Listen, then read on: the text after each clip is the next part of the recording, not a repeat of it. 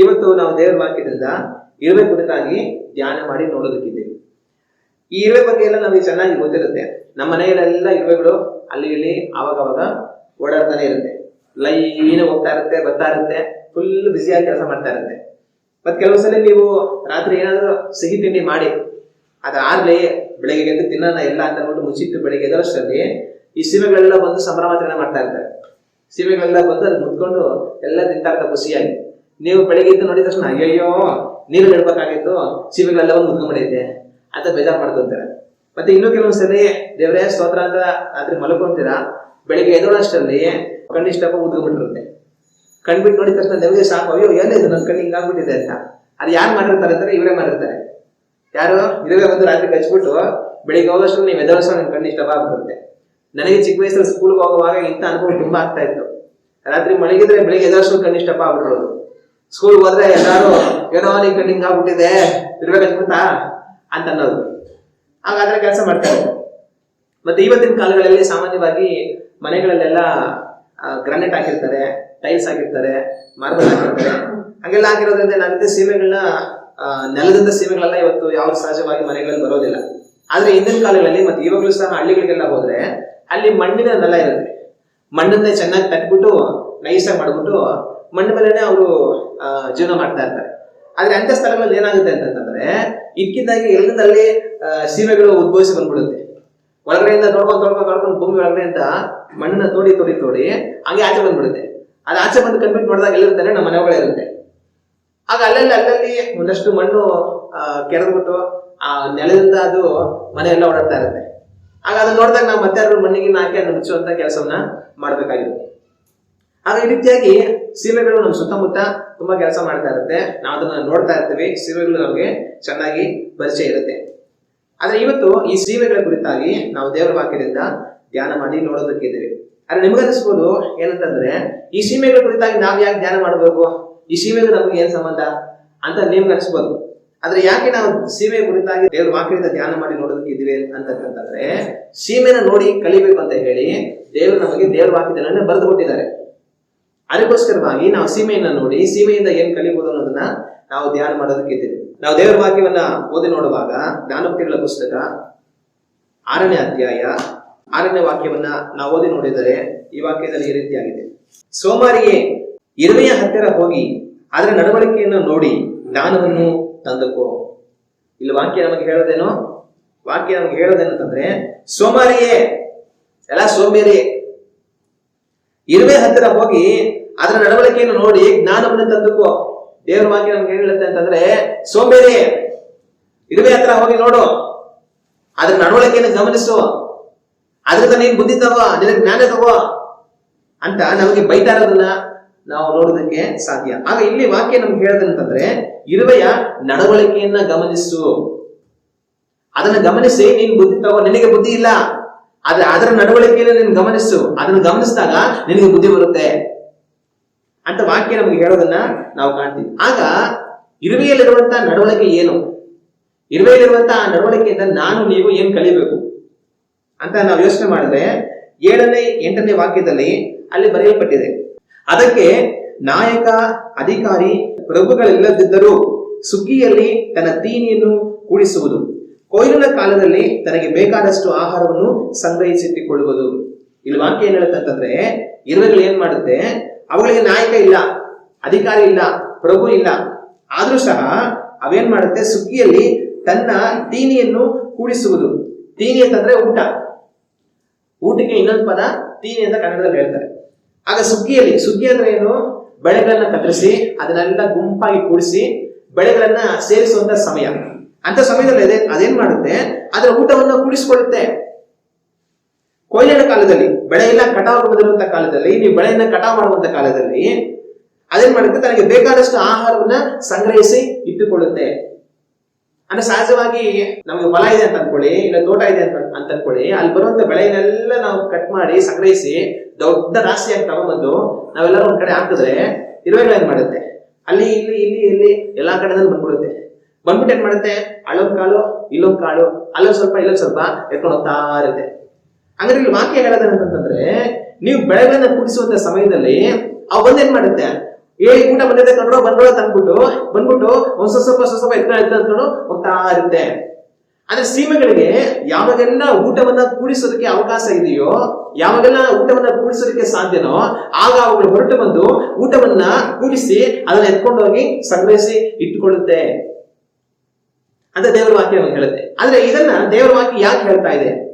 ಸೀಮೆಗಳು ಸುಗ್ಗಿಯಲ್ಲಿನೋ ಕೊಯ್ಲಿನ ಕಾಲದಲ್ಲಿ ಊಟವನ್ನ ಸಂಗ್ರಹಿಸಿ ಇಟ್ಕೊಳ್ಳುತ್ತೆ, ಅದು ಅದರ ನಡವಳಿಕೆ, ಅದನ್ನ ನೋಡಿ ನೀನ್ ಬುದ್ಧಿತ್ತವ ಅಂತ ದೇವರ ವಾಕ್ಯ ಹೇಳ್ತಾ ಇದೆ. ಆದ್ರೆ ಇದನ್ನ ಯಾಕೆ ಹೇಳ್ತಾ ಇದೆ? ಯಾಕೆ ಇದನ್ನ ಹೇಳ್ತಾ ಇದೆ ಅಂತಂದ್ರೆ, ಇಲ್ಲೊಂದು ವ್ಯಕ್ತಿ ಇದ್ದಾರೆ, ಯಾರು ಅಂತಂದ್ರೆ ಸೋಂಬೇರಿ. ಈ ಸೋಂಬೇರಿ ಏನ್ ಮಾಡ್ತಾರೆ ಅಂತಂದ್ರೆ, ಇರುವೆನ ನೋಡಿ ಬುದ್ಧಿ ಕಲ್ತ್ಕೊಂಡು ಇರುವೆ ಮಾಡೋ ಕೆಲಸವನ್ನು ಮಾಡೋದಿಲ್ಲ. ಇರುವೆ ಒಂದು ಸಣ್ಣ ಜೀವಿ ಆಗಿದ್ರು ಕೂಡ ಅದಕ್ಕೆ ಆಹಾರವನ್ನು ಸಂಗ್ರಹಿಸುವುದಕ್ಕೆ ಅವಕಾಶ ಇರುವಂತಹ ಸಮಯದಲ್ಲೆಲ್ಲ ಅದು ಹೋಗಿ ಆಹಾರವನ್ನು ಸೇರಿಸಿ ಎತ್ಕೊಂಡ್ಬಂದು ತನ್ನ ಗೂಡಲ್ಲಿ ಇಟ್ಕೊಂಡ್ಬಿಡುತ್ತೆ. ಆದ್ರೆ ಇಲ್ಲಿ ಒಂದು ದೈತ್ಯಾಕಾರದ ಮನುಷ್ಯ ಇದ್ದಾನೆ. ಆದ್ರೆ ಈ ದೈತ್ಯಾಕಾರದ ಮನುಷ್ಯ ಏನ್ ಮಾಡ್ತಾ ಇದ್ದಾನೆ? ಆ ಸಣ್ಣ ಜೀವಿ ಮಾಡೋ ಕೆಲಸವನ್ನು ಮಾಡ್ತಾ ಇಲ್ಲ, ಸೋಂಬೇರಿಯಾಗಿ ಬದುಕ್ತಾ ಇದ್ದಾನೆ. ಅದಕ್ಕೆ ದೇವರ ವಾಕ್ಯ ಏನ್ ಹೇಳ್ತಂತಂದ್ರೆ, ಎಲ್ಲ ದೈತ್ಯಾಕಾರದ ಮನುಷ್ಯನಾಗಿರುವ ಸೋಂಬೇರಿಯೇ, ಆ ಸಣ್ಣ ಜೀವನ ನೋಡಿ ಬುದ್ಧಿ ಕಲ್ತ್ಕೋ, ಅದ್ ನೋಡಿ ಊಟ ಸೇರೋಲ್ಲ ಇಟ್ಕೊಂಡುತ್ತೆ, ನೀನೇನ್ ಮಾಡ್ತಾ ಇದೀಯ ಸೋಂಬೇರಿ ಅಂತ ದೇವರ ವಾಕ್ಯ ಬೈತಾ ಇದೆ. ಹಾಗಾದ್ರೆ ಆ ಸೋಂಬೇರಿ ಮನುಷ್ಯ ಮಾಡೋ ಕೆಲಸ ಏನು? ಆ ಸೋಂಬೇರಿ ಮನುಷ್ಯ ಏನ್ ಕೆಲಸ ಮಾಡ್ತಾ ಇದ್ದಾನೆ ಅಂತಂದ್ರೆ, ನಾವು 9ನೇ ವಾಕ್ಯವನ್ನು ಓದಿ ನೋಡುವಾಗ ಆ ಸೋಂಬೇರಿ ಮಾಡ್ತಾ ಇರೋ ಕೆಲಸ ನಮಗೆ ಗೊತ್ತಾಗುತ್ತೆ. ಸೋಮಾರಿಯೇ, ಎಷ್ಟು ಹೊತ್ತು ನಿದ್ರೆಯಿಂದ ಯಾವಾಗ ಎಚ್ಚರಗೊಳ್ಳುವೆ. ಇಲ್ಲಿ ಸೀಮೆ ಏನ್ ಮಾಡ್ತಾ ಇದೆ? ಸಣ್ಣ ಜೀವಿ ಆಗಿದ್ರು ಕೂಡ ಅದಕ್ಕೆ ಊಟ ಸಿಕ್ತು ಅನ್ನೋವಾಗ ಒಡವಾಗಿ ಊಟ ಎತ್ಕೊಂಡ್ಬಂದು ಗುಳ ಇಟ್ಕೊಂಡ್ಬಿಡ್ತಾ ಇದೆ. ಅರೆ ನೀನು ಇಷ್ಟು ದೊಡ್ಡ ಮನುಷ್ಯನಾಗಿರುವಂತ ನೀನು ಏನ್ ಮಾಡ್ತಾ ಇದೀಯಾ? ಸೋಂಬೇರಿಯಾಗಿ ನಿದ್ದೆ ಮಾಡ್ತಾ ಇದೀಯಾ, ಎದುರಾಗ್ತಾನೆ ಇಲ್ಲ. ಆ ಇರುವೆ ನೋಡಿ ಕಲ್ತ್ಕೋ. ಆ ಇರುವೆ ಯಾವ ತರ ಹೋಗಿ ಬಂದು ಊಟ ಎತ್ಕೊಂಡು ಇಟ್ಕೊಳುತ್ತೋ, ನೀನು ಆತರ ಊಟನ ಸಂಗ್ರಹಿಸೋದನ್ನ ಕಲ್ತ್ಕೋ. ಸೋಂಬೇರಿ ಮಲ್ಕೊಂಡು ನಿದ್ದೆ ಮಾಡ್ತಾ ಇದೀಯಾ ಅಂತ ಸೀಮೆನ ತೋರಿಸಿ ದೇವರ ವಾಕ್ಯ ನನಗೆ ನಿಮಗೆ ಬೈತಾ ಇದೆ. ಇಲ್ಲಿ ಈ ಮನುಷ್ಯ ಮಾಡುವಂತ ಕೆಲಸ ಏನಂತಂದ್ರೆ, ನೀನ್ ಚೆನ್ನಾಗಿ ಮಲ್ಕೊಂಡು ನಿದ್ದೆ ಮಾಡ್ತಾ ಇದ್ದಾನೆ. ಇಲ್ಲಿ ವಾಕ್ಯ ಹೇಳೋದು ಎಷ್ಟು ಹೊತ್ತು ನಿದ್ರೆ ಅಂದ್ರೆ, ಅವನ ಎಷ್ಟೊತ್ತಾದ್ರೂ ಮಲ್ಕೊಂಡವನೇ, ಎದೊಳ್ತಾನೆ ಇಲ್ಲ. ನಿದ್ರೆಯಿಂದ ಯಾವಾಗ ಎಚ್ಚರಗೊಳ್ಳುವಿ? ಎದೊಳ್ತಾನೆ ಇಲ್ಲ, ನಿದ್ರೆ ಮಾಡ್ತಾನೆ ಇರುವಂತದನ್ನ ನಾವು ನೋಡೋದಕ್ಕೆ ಸಾಧ್ಯ. ಆದ್ರೆ ನಿದ್ದೆ ಮಾಡೋದು ತಪ್ಪಲ್ಲ. ನಿದ್ದೆ ಮನುಷ್ಯನಿಗೆ ಅತ್ಯವಶ್ಯಕವಾಗಿ ಬೇಕು. ಮನುಷ್ಯ ಒಂದು ದಿವಸಕ್ಕೆ ಕಡಿಮೆ ಅಂದ್ರೂ 6 ಗಂಟೆ ನಿದ್ದೆ ಮಾಡಬೇಕು. ಅದಕ್ಕಿಂತ ಕಡಿಮೆ ನಿದ್ದೆ ಮಾಡಿದ್ರೆ ಅವನ ಆರೋಗ್ಯಕ್ಕೆ ಸಮಸ್ಯೆ ಆಗುತ್ತೆ. ನಿದ್ದೆ ಖಂಡಿತವಾಗಿ ಮನುಷ್ಯನಿಗೆ ಬೇಕು. ಮನುಷ್ಯನಿಗೆ ಮಾತ್ರ ಅಂತಲ್ಲ, ಸಕಲ ಜೀವಿಗಳಿಗೂ ನಿದ್ದೆ ಅನ್ನೋದು ಬೇಕು. ದೇವರು ಉಂಟು ಮಾಡಿರುವಂತಹ ಎಲ್ಲಾ ಜೀವಿಗಳು ತನ್ನದೇ ಆದ ರೀತಿಯಲ್ಲಿ ನಿದ್ದೆನ ಮಾಡ್ತಾರೆ. ಆದ್ರೆ ಸಭೆಯಲ್ಲಿ ನಿದ್ದೆ ಮಾಡಬಾರ್ದು, ಅದು ತುಂಬಾ ದೊಡ್ಡದು. ಎಲ್ಲರೂ ರಾತ್ರಿ ಹೊತ್ತು ದೇವರೇ ಸ್ತೋತ್ರ ಅಂತ ಮಲಗಿ ಮನೇಲಿ ನಿದ್ದೆ ಮಾಡ್ಬೇಕು. ಆದ್ರೆ ನಮ್ಮಲ್ಲಿ ಅನೇಕ ಏನ್ ಮಾಡ್ತಾ ಇರ್ತಾರೆ ಅಂತಂದ್ರೆ, ಸಭೆಯಲ್ಲಿ ಬಂದು ನಿದ್ದೆ ಮಾಡ್ತಾ ಇರ್ತಾರೆ, ಅದು ತಪ್ಪು. ಆದ್ರೆ ನಿದ್ದೆ ಮಾಡೋದು ತಪ್ಪಲ್ಲ, ನಿದ್ದೆ ಮನುಷ್ಯನಿಗೆ ಬೇಕೇ ಬೇಕು. ಆದ್ರೆ ಅಗತ್ಯಕ್ಕೆ ಮೀರಿ ನಿದ್ದೆ ಮಾಡೋದು ತಪ್ಪು. ಯಾವುದೇ ಆದ್ರೂ ಸರಿ, ಎಲ್ಲದಕ್ಕೂ ಒಂದು ಅಳತೆ ಅನ್ನೋದಿರುತ್ತೆ. ಅದನ್ನು ಮೀರಿ ಮಾಡೋದು ನಮ್ಗೆ ತಪ್ಪಾಗುತ್ತೆ. ಊಟನೂ ಸರಿ, ನಮ್ಗೆ ಊಟ ಬೇಕೇ ಬೇಕು. ಊಟ ಮಾಡಿಲ್ಲ ಅಂತಂದ್ರೆ ಮನುಷ್ಯನ ಬದುಕೋದಕ್ಕೆ ಆಗೋದಿಲ್ಲ. ಹಾಗಂತ ಹೇಳಿ ನಾನು ವಿಪರೀತ ಊಟ ಮಾಡಿದ್ರೆ ಹೊಟ್ಟೆ ತುಂಬಾಗಿ ದೊಡ್ಡ ಸಮಸ್ಯೆಗಳಾಗ್ತದೆ. ಅದ್ರ ನೀರು ಕೂಡ ನಮ್ಗೆ ಅಗತ್ಯ, ನೀರು ಕುಡಿದ್ರೆ ಇರಕ್ಕಾಗಲ್ಲ. ಹಾಗಂತ ವಿಪರೀತವಾದ ನೀರು ಕುಡಿದ್ರೆ ಅದು ಕೂಡ ತುಂಬಾ ದೊಡ್ಡ ಸಮಸ್ಯೆ ಆಗುತ್ತೆ. ಮೊನ್ನೆ ಒಂದ್ಸಲಿ ನಾನು ಸುದ್ದಿ ಓದ್ದೆ, ಯಾರೋ ಒಂದು ಅಮ್ಮ ನೀರು ಕುಡಿದ್ರೆ ಒಳ್ಳೇದು ಅಂತ ಡಾಕ್ಟರ್ ಹೇಳ್ತಾರೆ ಅಂತ ಅಂದ್ಬಿಟ್ಟು ಲೀಟರ್ ನೀರು ಕುಡಿದ್ಬಿಟ್ಟು ಜ್ಞಾನ ತಗೋಗ್ಬಿಟ್ಟಿದ್ದಾರೆ ಮನೆಗೆ. ಜ್ಞಾನ ತಗೋಗ್ಬಿಟ್ಟು ಆಮೇಲೆ ಆಸ್ಪತ್ರೆ ಕರ್ಕೊಂಡು ಹೋಗ್ಬಿಟ್ಟು ಅವರು ಏನನ್ನ ಮಾಡಿ ನೀರೆಲ್ಲ ತೆಗೆದು ಏನೋ ರೆಡಿ ಮಾಡಿದ್ದಾರೆ. ಅವಾಗ ಯಾವುದೇ ಆದ್ರೂ ಸರಿ, ಒಂದು ಅಳತೆಗೆ ನಮ್ಮಲ್ಲಿ ಅದಿರಬೇಕು. ಮೀರಿ ಹೋಗುವಾಗ ಸಮಸ್ಯೆಗಳಾಗುತ್ತೆ, ಕಡಿಮೆ ಆಗಿರುವಾಗಲೂ ಸಹ ಆ ಸಮಸ್ಯೆ ಆಗುತ್ತೆ. ಅದೇ ತರನೇ ನಿದ್ದೆ ಮನುಷ್ಯರಿಗೆ ತುಂಬಾ ಅಗತ್ಯ. ಸಕಲ ಜೀವಿಗಳಿಗೂ ಸಹ ನಿದ್ದೆ ಅಗತ್ಯ. ನಿದ್ದೆ ಮಾಡೋದೇ ತಪ್ಪಲ್ಲ, ಆದ್ರೆ ನಿದ್ದೆ ವಿಪರೀತ ಮಾಡೋದು ತಪ್ಪು. ಎಲ್ಲರೂ ನಿದ್ದೆ ಮಾಡ್ತಾರೆ, ಆದ್ರೆ ಸೋಮವಾರ ಏನ್ ಮಾಡ್ತಾನೆ ಗೊತ್ತಾ? ನಿದ್ದೆ ಮಾಡ್ತಾನೆ ಇರ್ತಾನೆ. ಎಲ್ಲರೂ ನಿದ್ದೆ ಮಾಡಿ ಎದೊಳ್ತಾನೆ, ಆದ್ರೆ ಸೋಮವಾರ ಮಾಡೋ ಕೆಲಸ ಏನಂತಂದ್ರೆ ಯಾವಾಗ ನಿದ್ದೆ ಮಾಡ್ತಾನೆ ಇರ್ತಾನೆ. ನಿದ್ದೆಯಿಂದ ಅವನು ಎದೊಳದೇ ಇಲ್ಲ. ಅಂತವನನ್ನ ನೋಡಿ ದೇವರ ವಾಕ್ಯ ಇಲ್ಲಿ ಖಂಡಿಸುವಂತದನ್ನ ನಾವು ಕಾಣ್ತೀವಿ. ವಾಕ್ಯ ಹೇಳೋದಂತಂದ್ರೆ, ಎಷ್ಟು ಹೊತ್ತು ನಿದ್ರೆಯಿಂದ ಯಾವಾಗ ಎಚ್ಚರಗೊಳ್ಳುವಿ? ಎಷ್ಟೊತ್ತಾರ ನಿದ್ದೆ ಮಾಡ್ತಾನೆ ಇದ್ದಾನೆ, ಎದೊಳ್ತಾನೆ ಇಲ್ಲ, ಎದೊಳಗ್ ಮನಸ್ಸು ಸಹ ಇಲ್ಲ. ಅಂತ ವ್ಯಕ್ತಿಯನ್ನ ನೋಡಿ ದೇವರ ವಾಕ್ಯಲ್ಲಿ ಖಂಡಿಸುವಂತದನ್ನ ನಾವು ಕಾಣ್ತೀವಿ. ನಾವು ಸಹಜವಾಗಿ ಯಾರಿಗೆ ಇಂತ ಮಾತು ಹೇಳ್ತೇವೆ? ನಾವು ಮನೆಗಳಲ್ಲೂ ಸಹ ಈ ಮಾತು ಅವಾಗ ಹೇಳ್ತಾ ಇರ್ತೇವೆ. ಏನಂತಂದ್ರೆ ಎಷ್ಟೊಂದು ನಿದ್ದೆ ಮಾಡೋದು, ಏನ್ ಎದರೋದಿಲ್ವಾ, ಎಷ್ಟಾಯ್ತು ಟೈಮು, ಯಾವಾಗ ಎದರ್ತೀಯ ಅಂತ ಮನೆಯಲ್ಲಿ ಕೆಲವನ್ನ ನಿದ್ದೆ ಮಾಡೋದನ್ನ ಪ್ರಶ್ನಿಸ್ತಾ ಇರ್ತೇವೆ.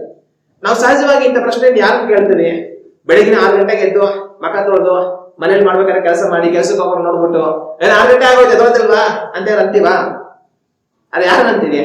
9 ಗಂಟೆ ಆದ್ರೂ ಇದ್ದಿಲ್ಲ ಅಂತಂದ್ರೆ ಇನ್ನ ಎಷ್ಟೊತ್ತು ಎದರೋದಿದ್ದು, ಎಷ್ಟೊತ್ತು ನಿದ್ದೆ ಮಾಡೋದು ಅಂತ 9 ಗಂಟೆ ಆದವ್ರನ್ನ ಅಂತೀವಿ. ಅವಾಗ ಯಾರು ವಿಪರೀತ ನಿದ್ದೆ ಮಾಡ್ತಾರೋ, ಸಮಯ ಮೀರಿ ನಿದ್ದೆ ಮಾಡ್ತಾರೋ ಅವ್ರನ್ನ ದೇವ್ರ ವಾಕ್ಯ ಏನ್ ಹೇಳುತ್ತೆ? ಸೋಂಬೇರಿಗಳು ಅಂತ ಹೇಳುತ್ತೆ, ಸೋಮಾರಿಗಳು ಅಂತ ಹೇಳುತ್ತೆ. ಅದರಿಂದ ಇವತ್ತು ಒಂದು ಕ್ಷಣ ನಾವು ಯೋಚನೆ ಮಾಡ್ಬೇಕಾಗಿರುವಂತದ್ದು, ನಾವು ಎಂತವರಾಗಿದ್ದೇವೆ, ನಾವು ಎಷ್ಟೊತ್ತು ನಿದ್ದೆ ಮಾಡ್ತೀವಿ? ನಮ್ಮನ್ನ ನೋಡಿ ಯಾರಾದ್ರೂ ಇನ್ನ ಎಷ್ಟೊತ್ತು ನಿದ್ದೆ ಮಾಡ್ತೀವಿ ಎದಳಲ್ವಾ ಅನ್ನೋ ತರ ನಾವು ನಡೀತಾ ಇದ್ದೀವಾ? ಇಲ್ಲ ಮುಂಜಾನೆ ಎದ್ದು ನಾವು ದೇವರನ್ನ ಹುಡುಕಿ ನಮ್ಮ ಕರ್ತವ್ಯಗಳನ್ನ ನಾವು ಜವಾಬ್ದಾರಿಯಿಂದ ನಿರ್ವಹಿಸುವಂತವರಾಗಿದ್ದೇವಾ? ನಾವು ಯೋಚನೆ ಮಾಡಿ ನೋಡ್ಬೇಕು. ಕೆಲವು ಸಮಯದಲ್ಲಿ ನಾವು ಎಲ್ಲಾದ್ರೂ ಆಚೆಗೆ ಹೋಗಿ ಬಂದಿರುವಾಗ ಸ್ವಲ್ಪ ಲೇಟ್ ಆಗ್ಬಿಡುತ್ತೆ. ನಾವು ಮಲಗೋಷ್ಟರಲ್ಲಿ 1 ಗಂಟೆ 2 ಗಂಟೆ ಆಗ್ಬಿಡುತ್ತೆ. ಆ ರೀತಿ ನಮಗೆ ರಾತ್ರಿ ಮಲಗೋದು ತುಂಬಾ ತಡವಾಗಿರುವಂತ ಸಂದರ್ಭದಲ್ಲಿ ನಾವು ಕೆಲವು ಸಲ ಬೆಳಿಗ್ಗೆ ಲೇಟ್ ಆಗಿ ಎದ್ದೇಳ್ತೇವೆ. ಅದು ತಪ್ಪಿಲ್ಲ. ಮತ್ತೆ ಕೆಲವರು ಏನ್ ಮಾಡ್ತಾರೆ, ಈ ಕಾಲಗಳಲ್ಲಿ ರಾತ್ರಿ ಹಗಲು ಕೆಲಸ ಮಾಡ್ತಾರೆ, ಶಿಫ್ಟ್ ಇಲ್ಲದೆ ಕೆಲಸ ಮಾಡ್ತಾರೆ. ಕೆಲವರು ನೈಟ್ ಶಿಫ್ಟ್ ಕೆಲಸ ಮಾಡ್ತಾರೆ. ಅವ್ರು ಬೆಳಗ್ಗೆ ಬಂದು ಮನೆಯಲ್ಲಿ ಮಲ್ಕೊಳ್ತಾರೆ. ಇದು ಅವರಿಗೆ ಅನ್ವಯಿಸೋದಿಲ್ಲ. ಆದ್ರೆ ಇದು ಯಾರಿಗೆ ಅನ್ವಯಿಸುತ್ತೆ ಅಂತಂದ್ರೆ, ಸಹಜವಾಗಿ ರಾತ್ರಿ ಎಲ್ಲ ಮಲಗುವಂತ ಸಮಯದಲ್ಲಿ ಮಲಗಿ ಬೆಳಿಗ್ಗೆ ಸರಿಯಾಗಿ ಹೇಳ್ಬೇಕಾದಂತ ಸಮಯಕ್ಕೆ ಹೇಳದೆ ಸಮಯ ಮೀರಿ ಮಲಗ್ತಾರಲ್ಲ ಅಂತವನ್ನ ನೋಡಿ ಈ ವಾಕ್ಯ ಈ ರೀತಿಯಾಗಿ ಹೇಳುತ್ತೆ. ಎಷ್ಟೊಂದು ನಿದ್ದೆ ಮಾಡ್ತೀಯಾ ನೀನ್? ಎಚ್ಚರಗೊಳ್ಳೋದು ಯಾವಾಗ, ಎದೋಳೋದು ಯಾವಾಗ ನೀನು? ಸೋಮಾರಿ ಅಂತ ದೇವರ ವಾಕ್ಯ ಅವರನ್ನ ಕರೆಯುತ್ತೆ. ಆಗ ಇವತ್ತು ಈ ವಾಕ್ಯ ನಾವು ಧ್ಯಾನ ಮಾಡ್ತಾ ಇದ್ದ ಸಮಯದಲ್ಲಿ ಒಂದು ಕ್ಷಣ ನಾವು ಯೋಚನೆ ಮಾಡ್ಬೇಕಾಗಿರುವಂತದ್ದು, ನಾವು ಎಂತವರಾಗಿದ್ದೇವೆ ಅನ್ನೋದನ್ನ ಒಂದು ಕ್ಷಣ ನಾವು ಯೋಚನೆ ಮಾಡಿ ನೋಡ್ಬೇಕು. ನಾವು ಸೋಮಾರಿ ಅಂತ ತುಂಬಾ ನಿದ್ರೆ ಮಾಡುವಂತವರಾಗಿ ಸೋಮಾರಿಗಳಾಗಿ ಬದುಕ್ತಾ ಇದ್ದೇವಾ? ಅಥವಾ ಅಗತ್ಯಕ್ಕೆ ತಕ್ಕಷ್ಟು ನಿದ್ದೆ ಮಾಡಿ ನಾವು ಜವಾಬ್ದಾರಿ ಉಳ್ಳವರಾಗಿ ನಾವು ಮಾಡಬೇಕಾದಂತ ಕೆಲಸವನ್ನು ಮಾಡುವಂತವರಾಗಿದ್ದೇವೆ ಅನ್ನೋದನ್ನ ಒಂದು ಕ್ಷಣ ನಾವು ಯೋಚನೆ ಮಾಡಿ ನೋಡ್ಬೇಕು. ಮತ್ತೆ ಇನ್ನೊಂದು ನಿದ್ದೆ ವಿಷಯದಲ್ಲಿ ನಾವು ಗಮನಿಸಬೇಕಾಗಿರುವಂತದ್ದು ಏನಂತಂದ್ರೆ, ಕೆಲವರು ಏನ್ ಮಾಡ್ತಾರೆ, ನಿದ್ದೆ ಮಾಡೋದಕ್ಕೆ ಅಂತ ಹಾಸಿಗೆ ಮೇಲೆ ಹೋಗಿ ಮಲ್ಕೊಂತಾರೆ. ಒಂದು 10 ಗಂಟೆ 10:30 ಅಷ್ಟರಲ್ಲಿ ನಿದ್ದೆ ಮಾಡೋದಂತ ಹಾಸಿಗೆ ಮೇಲೆ ಹೋಗಿ ಮಲಗ್ತಾರೆ. ಆದ್ರೆ ಅವ್ರು 10-10:30 ಅಷ್ಟರಲ್ಲಿ ಹಾಸಿಗೆ ಮೇಲೆ ನಿದ್ದೆ ಮಾಡ್ಬೇಕಂತ ಮಲಗಿದ್ರು ಸಹ ಅವ್ರು ನಿದ್ದೆ ಮಾಡೋದಿಲ್ಲ. ಸುಮ್ಮನೆ ಹಾಸಿಗೆ ಮೇಲೆ ಮಲಗಿರ್ತಾರೆ. ಆದ್ರೆ ಅವ್ರು ನಿದ್ದೆ ಮಾಡೋದು 12 ಗಂಟೆಗೆ 1 ಗಂಟೆಗೆ 2 ಗಂಟೆಗೆ. ಅಲ್ಲಿ ಗಂಟೆ ಅವ್ರು ನಿದ್ದೆ ಮಾಡೋದಿಲ್ಲ. ಯಾಕೆ? ಕಾರಣ ಏನಂತಂದ್ರೆ ಮೊಬೈಲ್ ನೋಡ್ತಾ ಇರ್ತಾರೆ. ಇವತ್ತೆಲ್ಲರೂ ಎಲ್ಲರೂ ಏನಾಗ್ಬಿಟ್ಟಿದ್ದಾರೆ ಅಂತಂದ್ರೆ, ಮಲಗ್ಬಿಟ್ಟು ಮೊಬೈಲ್ ಇಟ್ಕೊಂಡು ನೋಡ್ತಾ ಇರ್ತಾರೆ ಮಗದ ಮೇಲೆ. ಲೈಟ್ ಆಫ್ ಮಾಡಿದ್ರು ಕೂಡ ಅವ್ರ ಮಕ್ಕಳೆಲ್ಲ ಪ್ರಕಾಶಮಾನವಾಗಿ ಉಳಿತಾ ಇರುತ್ತೆ. ಕಾರಣ ಏನಂದ್ರೆ ಮೊಬೈಲ್ ಇದೆ ಬೀಳುತ್ತೆ ಬೆಳಕು. ರಾತ್ರಿ 12 ಗಂಟೆ ಆದ್ರೂ ಮೊಬೈಲ್ ನೋಡ್ತಾ ಇರ್ತಾರೆ, 1 ಗಂಟೆ ಆದ್ರೂ ನೋಡ್ತಾ ಇರ್ತಾರೆ, 2 ಗಂಟೆ ಆದ್ರೂ ನೋಡ್ತಾ ಇರ್ತಾರೆ. ಮೊಬೈಲ್ ಇಟ್ಕೊಂಡು ಹಂಗೇ ನಿದ್ದೆ ಮಾಡಿ ಮೊಬೈಲ್ ಮಕ್ಕಳ ಮೇಲೆ ಬುಧ ಹಂಗೆ ನಿದ್ದೆ ಮಾಡ್ತಿರ್ತಾರೆ. ಹಾಗೆ ಈ ರೀತಿ ಅನೇಕರಿಗೆ ಒಂದು ರೂಢಿ ಇರುತ್ತೆ. ಇದರಿಂದಾಗಿ ಏನಾಗುತ್ತೆ, ಅವ್ರು ಬೆಳಿಗ್ಗೆ ಹೊತ್ತು ಜಲ್ದಿ ಹೇಳೋದಕ್ಕೆ ಆಗೋದಿಲ್ಲ. ರಾತ್ರಿ 12, 1, 2 ಗಂಟೆ ಮೊಬೈಲ್ ನೋಡ್ಕೊಂಡು ಸಮಯ ಕಳೆದು ಬೆಳಿಗ್ಗೆ ಹೊತ್ತು ಬೇಗ ಹೇಳೋದಕ್ಕೆ ಅನೇಕರಿಗೆ ಆಗೋದಿಲ್ಲ. ಆದ್ರೆ ಇದೊಂದು ಕೆಟ್ಟ ಅಭ್ಯಾಸ. ರಾತ್ರಿ ನಾವು ಮಲಗೋದಕ್ಕಿಂತ ಹಾಸಿಗೆಗೆ ಹೋದಾಗ ದೇವರೇ ಸ್ತೋತ್ರ ಅಂತ ನಾವು ಮಲಗಬೇಕು. 12 ಗಂಟೆ 1 ಗಂಟೆ 2 ಗಂಟೆ ಈ ತರ ಎಲ್ಲ ಮೊಬೈಲ್ ನೋಡ್ಕೊಂಡು ಸಮಯವನ್ನು ಕಳೆಯುವಂಥದ್ದು ತುಂಬಾ ಕೆಟ್ಟ ಅಭ್ಯಾಸ. ಅಂತವರೇ ಸೋಂಬೇರಿಗಳಾಗಿ ಬದಲಾಗೋದು. ರಾತ್ರಿ ಎಷ್ಟೊತ್ತಾದ್ರೂ ಮಲಗಲ್ಲ, ಬೆಳಿಗ್ಗೆ ಎಷ್ಟೊತ್ತಾದ್ರೂ ಇರೋಕ್ಕಾಗಲ್ಲ, ಆಗೋ ಕೆಲಸಗಳಾಗೋದಿಲ್ಲ. ಹಾಗೇನಾಗುತ್ತೆ, ಅವ್ರ ಜೀವಿತ ಪ್ರಯೋಜನ ಇಲ್ಲದಂತ ಜೀವಿತಗಳಾಗಿ ಬದಲಾಗಿ ಹೋಗುತ್ತೆ. ಇದರಲ್ಲಿ ಮುಖ್ಯವಾಗಿ ಈ ಕಾಲದಲ್ಲಿರುವಂತ ಯವನಸ್ಥರು ಈ ಕೆಲಸಗಳನ್ನ ತುಂಬಾ ಮಾಡ್ತಾರೆ. ಮೊಬೈಲ್ ಇಟ್ಕೊಂಡು ರಾತ್ರಿ ಎಲ್ಲ ಅವರು ನೋಡುವಂತವರಾಗಲಾಗಿ ಇರ್ತಾರೆ. ಅದರಿಂದ ನಿಮ್ಮ ಮಕ್ಕಳ ಬಗ್ಗೆ ನಿಮ್ಗೆ ಸ್ವಲ್ಪ ಗಮನ ಇರಲಿ. ರಾತ್ರಿ ಹೋಗಿ ಹಾಸಿಗೆಯಲ್ಲಿ ಮಲಗಬೇಕಂತ ಹೋಗಿದ ತಕ್ಷಣ ಮಲಗಿ ನಿದ್ದೆ ಮಾಡ್ತಾರ, ಇಲ್ಲ ಸರಿ ರಾತ್ರಿ ಆದ್ರೂ ಮೊಬೈಲ್ ನೋಡ್ಕೊಂಡೇ ಇರ್ತಾರ, ಸ್ವಲ್ಪ ನೀವು ಗಮನವಾಗಿರಿ. ಅಂತ ಅಭ್ಯಾಸ ಇದ್ರೆ ಅದರಿಂದ ಅವ್ರನ್ನ ಬಿಡಿಸ್ರಿ. ಅದು ಅವ್ರಿಗೂ ಒಳ್ಳೇದು, ಎಲ್ಲಾ ರೀತಿಯಾಗಿ ಕೂಡ ಅದು ಒಳ್ಳೇದಾಗಿರುತ್ತೆ. ಇನ್ನು ನಾವು ದೇವರ ವಾಕ್ಯವನ್ನ ಓದಿ ನೋಡುವಾಗ ಜ್ಞಾನೋಕ್ತಿಗಳ ಪುಸ್ತಕ 26ನೇ ಅಧ್ಯಾಯ 14ನೇ ವಾಕ್ಯವನ್ನು ನಾವು ಓದಿ ನೋಡಿದರೆ ಈ ವಾಕ್ಯದಲ್ಲಿ ಈ ರೀತಿಯಾಗಿದೆ: ಕದವು ತಿರುಗುಣಿಯಲ್ಲಿ ಹೇಗೋ ಹಾಗೆ ಸೋಮಾರಿಯು ಹಾಸಿಗೆಯಲ್ಲಿ ಸುತ್ತಾಡುತ್ತಿರುವನು. ಇಲ್ಲಿ ವಾಕ್ಯ ಹೇಳೋದೇನಂತಂದ್ರೆ, ಕದವು ತಿರುಗುಣಿಯಲ್ಲಿ ಹೇಗೋ ಹಾಗೆ ಸೋಮಾರಿಯು ಹಾಸಿಗೆಯಲ್ಲಿ ಸುತ್ತಾಡುತ್ತಿರುವನು. ಈ ಮನೆಗೆ ಬಾಗಿಲಿರುತ್ತೆ. ಈ ಬಾಗಿಲು ಯಾವ ತರ ನಿಂತ್ಕೊಂಡಿರುತ್ತೆ, ಗೋಡೆಗಿರುವಂತಹ ಮರಕ್ಕೆ ಒಂದು ಕೀಲಿ ಹಾಕ್ಬಿಟ್ಟು ಈ ಬಾಗಿಲಿಗೆ ಆ ಕೀಲಿ ಜೋಡಿಸ್ಬಿಟ್ಟು ಬಾಗಿಲ ಕೊಡಿಸಿರ್ತಾರೆ. ಈಗ ಪ್ರತಿ ಸರಿ ಏನಾಗುತ್ತೆ ಅಂತಂದ್ರೆ ನಾವು ಬಾಗಿಲು ತೆಗಿತಾ ಮತ್ತೆ ಮುಚ್ತಾ ಇರೋ ಸಮಯದಲ್ಲಿ ಆ ಬಾಗಿಲು ಆ ಒಂದು ಲಾಕ್ ಮುಖಾಂತರವಾಗಿ ಇಟ್ಕೊಂಡು ಹಿಂಗೆ ಹಿಂಗೆ ಆಡ್ತಾ ಇರುತ್ತೆ. ಇಲ್ಲಿ ವಾಕ್ಯ ಏನ್ ಹೇಳುತ್ತೆ ಅಂತಂದ್ರೆ ಬಾಗಿಲು ಆ ಲಾಕಲ್ಲಿ ಸಿಗಾಕೊಂಡು ಹಿಂಗೆ ಹಿಂಗೆ ಆಡ್ತಾ ಇರೋ ರೀತಿಯಲ್ಲಿ ಸೋಮಾರಿ ಏನ್ ಮಾಡ್ತಾನೆ ಅಂತಂದ್ರೆ ಅವನ ಹಾಸಿಗೆಯಲ್ಲಿ ಹಿಂಗೆ ಹಿಂಗೆ ಹಿಂಗೆ ಆಡ್ತಾ ಇರ್ತಾನೆ. ಹಾಗಂದ್ರೆ ವಾಕ್ಯ ಹೇಳೋ ಅರ್ಥ ಏನಂತಂದ್ರೆ ಬಾಗಿಲು ಲಾಕಲ್ಲಿ ಸಿಗಾಕೊಂಡು ಹಿಂಗೆ ಹಿಂಗೆ ಹಿಂಗೆ ಹಿಂಗೆ ಆಡ್ತಾ ಇರುತ್ತೆ. ಅರೆ ಯಾವ ತರ ಕಿತ್ಕೊಂಡ್ ಬರುತ್ತೆ ಅದು ಬರೋದಿಲ್ಲ, ಸುಮ್ಮನೆ ಹಿಂಗೆ ಹಿಂಗೆ ಆಡ್ತಾ ಇರುತ್ತೆ ಅಷ್ಟೇ. ಅದೇ ತರನೇ ಸೋಮಾರಿ ಕೂಡ ಹಾಸಿಗೆಯಲ್ಲಿ ಹಂಗೆ ಹಿಂಗೆ ಹಿಂಗೆ ಹಿಂಗೆ ಹಿಂಗೆ ಆಡ್ತಾ ಇರ್ತಾನೆ, ಎದವರು ಮಾತ್ರ ಮಾಡೋದಿಲ್ಲ. ಬೆಳಿಗ್ಗೆ 7 ಗಂಟೆ ಆಯ್ತಾ ಸ್ವಲ್ಪ ಕಣ್ಬಿಡ್ತಾನೆ, ಆದ್ರೆ ಎದೊಳಲ್ಲ. ಕಣ್ಬಿಟ್ಬಿಟ್ಟು ಈ ಕಡೆಯಿಂದ ಆ ಕಡೆ ತಿರುಗಿ ಮಲ್ಕೊಳೋದು, ಆ ಕಡೆಯಿಂದ ಈ ಕಡೆ ಬಂದು ಮಲ್ಕೊಳೋದು, ತಿರ್ಗಿ ಈ ಕಡೆಯಿಂದ ಆ ಕಡೆ ಮಲ್ಕೊಳೋದು, ಆ ಕಡೆಯಿಂದ ಈ ಕಡೆ ಮಲ್ಕೊಳೋದು, ಹಿಂಗೆ ಆ ಕಡೆ ಈ ಕಡೆ ಒರ್ನಾಡ್ತಾ ಇರ್ತಾನೆ ಹೊತ್ತು ಮೇಗಡೆ ಎದೊಳಲ್ಲ. ಎಷ್ಟೊತ್ತಾದ್ರೂ ಮೇಗಡೆ ಬರಲ್ಲ. ಬಾಗ್ಲು ಆ ತಿರುಗುಣಿಯಲ್ಲಿ ಸಿಗಾಕೊಂಡು ಹಂಗೆ ಹಿಂಗೆ ಆಡೋ ತರ ಇವನು ಹಾಸಿಗೆ ಮೇಲೆ ಹಂಗೆ ಹಿಂಗೆ ಆಡ್ತಾ ಇರ್ತಾನೆ. ಅಂದ್ರೆ ದೇವ್ರ ವಾಕ್ಯ ಸೋಂಬೇರಿಗಳನ್ನ ಚೆನ್ನಾಗಿ ಬೈಯೋದನ್ನ ದೇವ್ರ ವಾಕ್ಯದಲ್ಲಿ ನಾವು ನೋಡ್ಬೋದು.